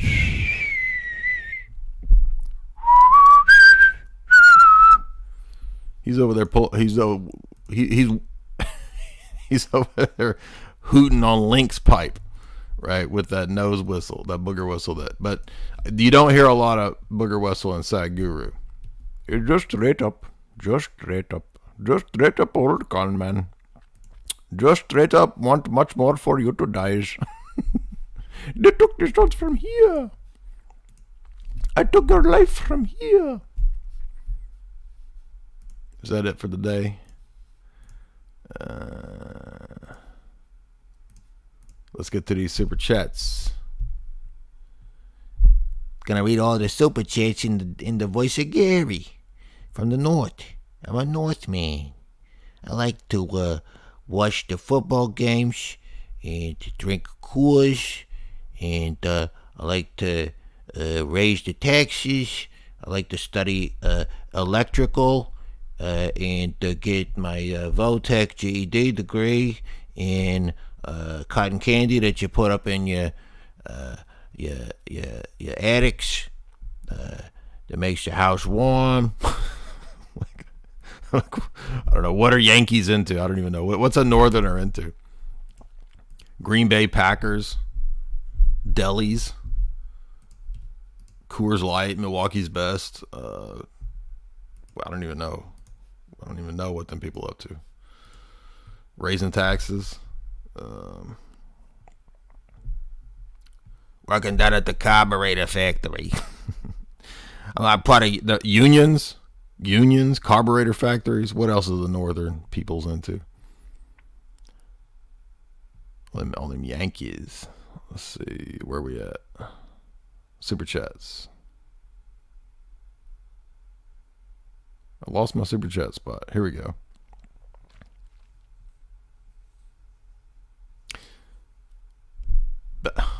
What? Battle of Troy, $3. I have a boomer roommate, and he's telling me to turn off these live streams. He cannot stand to listen to you. Victory! Achievement unlocked. Classical positioning, $15. Sweet, baby. 15 love points. Call me crazy, but I can't help but think that most modern comics know the formulas for writing jokes that plebes don't. I don't know about jokes. Oh, you mean stand-up comics. Oh, I thought you meant comic books, because I was thinking of Thor and comic books. Now you're talking about stand-up comedians. Formulas? Well, I put up that clip from Sam Hyde today where he was talking about the formulas that stand-ups are all part of this like liberal political clique, and it's just not even funny or interesting because they all just repeat this, even the same phrases, right? He had a really good point about that. And yeah, that's on the community tab. So go watch that video on the community tab from the Sam Hyde clip. I do not hate Joe Rogan, but his stuff just has a paint by numbers feel to it. I think I heard Joe Rogan stand up one time, maybe 10 years ago. So I don't even know what what he does in his stand up. I haven't heard it. Pie Porcine, $5.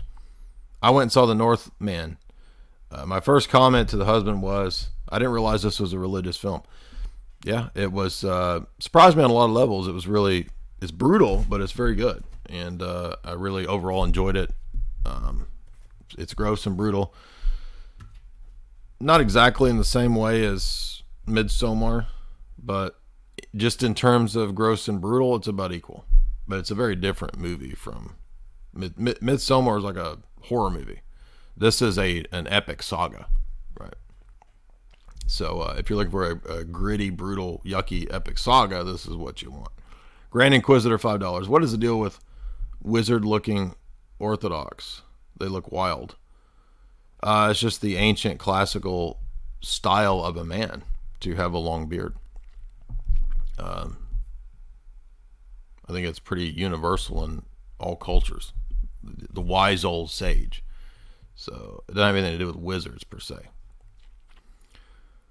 SK, $2. The ending reminded me of 2001. Maybe a little bit. I mean, there were some nods to movies like Conan. There was some nods to,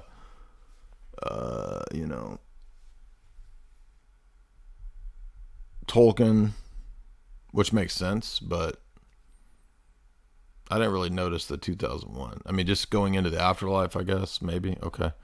Anonymous, $5. I am a bear costume. A man in a bear costume said, I will give you $5 for porcine payment processing. I'm not sure what that is, but he said if I didn't pay, he was going to pour beers on my face. And that doesn't sound very pleasant. Bro, you lost me. You went all, you blasted off, and you left me down here in this little sleepy town because you lost me. But I like that $5. Shout out to Anonymous, but I have no idea what that was talking about. Pano, $3. The pagan dudes think that they will be the ones getting frisky with the girls and not the ones who will be eaten or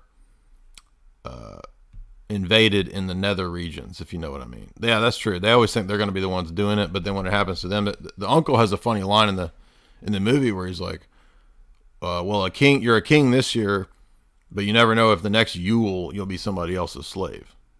Yeah, exactly. Word, $3. Jay, as people who say, I can't read that. People who say Christ's name but then do gross things, a sign of witchcraft? I don't know about witchcraft. Not necessarily, but I don't think we should do gross things. Dangerfield, $3.33 says, Jay, can we get some classic Nordic throat beat? Is that what you mean? Or you mean like techno? Nordic techno? Classic Nordic techno? Well, they do beat on that drum.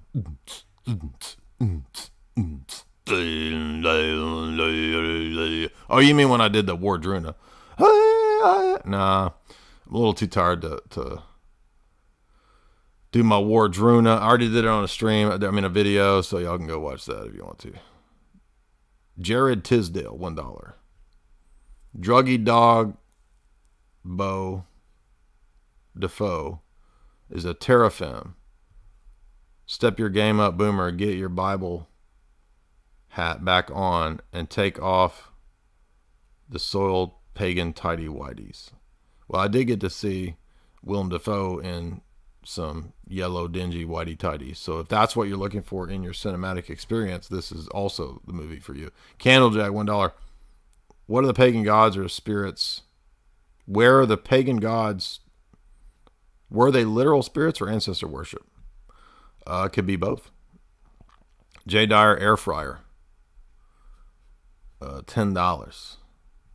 That's kind of creepy. So, because we were just talking about getting an air fryer. So now my air fryer has its own profile. I'm kind of creeped out.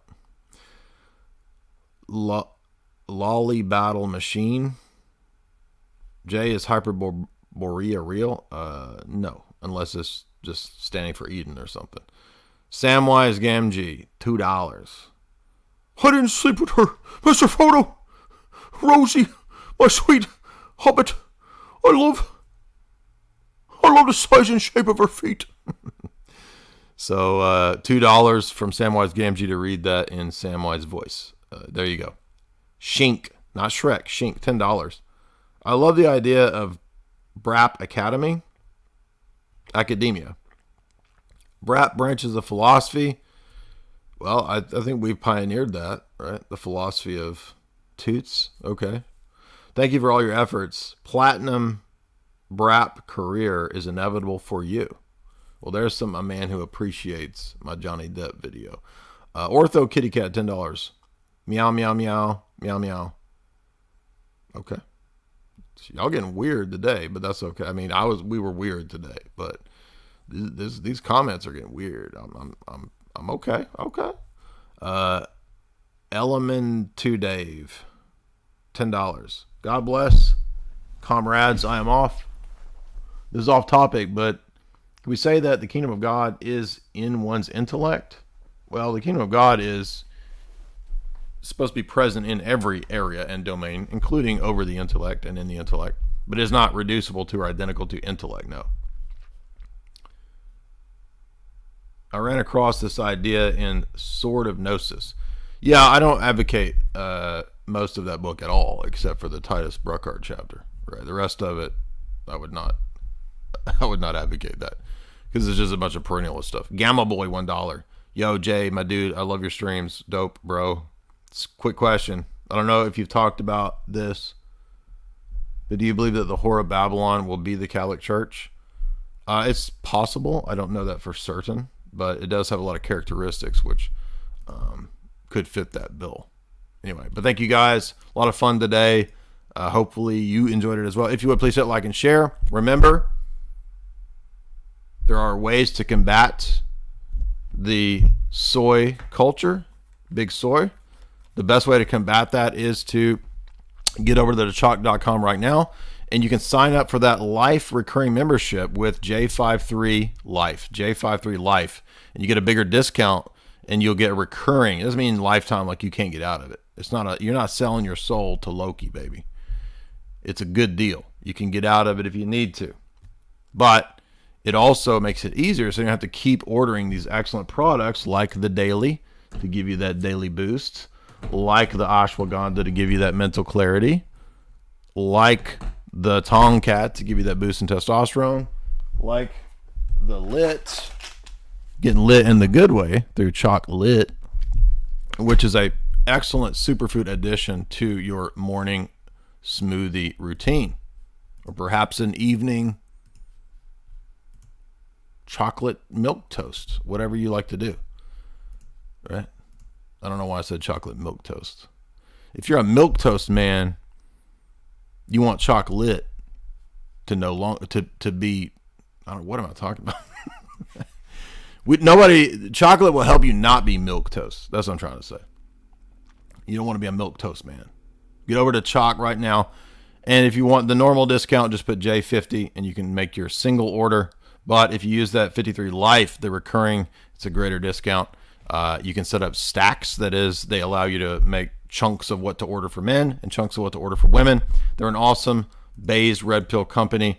Get on over to chalk.com and use that promo code right now. Hit like and share. Send this out to your friends, especially to your dad, your boomer uncle Gary, and your grandmother. Those are the most likely people in your family to really vibe with my content for sure. So please do that. Like and share. Everybody have a good